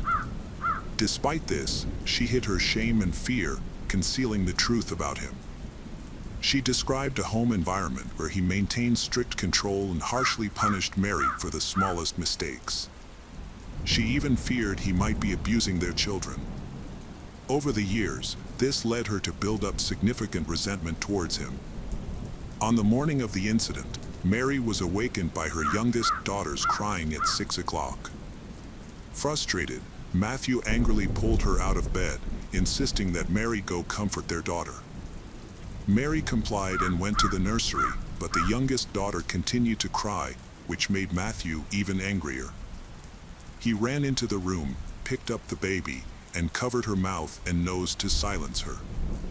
Fearing for her daughter's safety, Mary begged her husband to give her the child. Finally, he returned his daughter to her and returned to the bedroom. Mary calmed her daughter, put her to bed, and then took a shotgun to confront her husband, accidentally shooting him in the process. Initially, Mary was confused and didn't comprehend what had just occurred. She saw her husband fall from the bed and hit his head. Fearing he had fallen and would be angry with her, she quickly left the bedroom. Listening for any signs that he might be pursuing her, Mary confirmed it was quiet and went back to the bedroom. It was then that she fully understood that she had shot Matthew. In a panic, she took the children and ran away from home. Mary explained that she lost control and shot her husband in a fit of rage due to his violent behavior toward the children and her.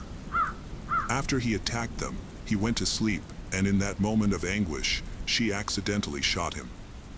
However, the prosecutor disagreed with her testimony, finding it implausible and inconsistent with her initial interrogation.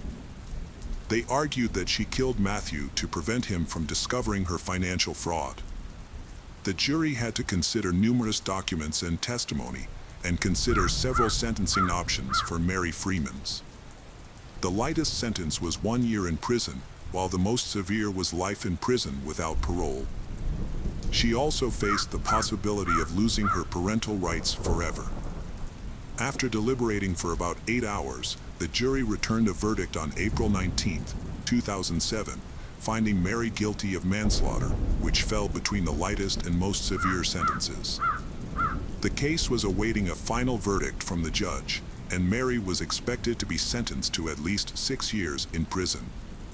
However, the judge's ruling came as a surprise. Mary Freemans was sentenced to just 210 days in prison, with the 5 months she had already served before the trial counting toward that sentence. After the sentencing, Mary was committed to a mental hospital for 60 days before being released. The judge and jury justified their lenient sentence by stating that they believed Mary and considered her a victim of domestic violence who had been pushed to her limits. Many local residents shared this belief, especially influenced by Mary's account of wearing stripper shoes, which the women of the small town found humiliating and expressed their support for her.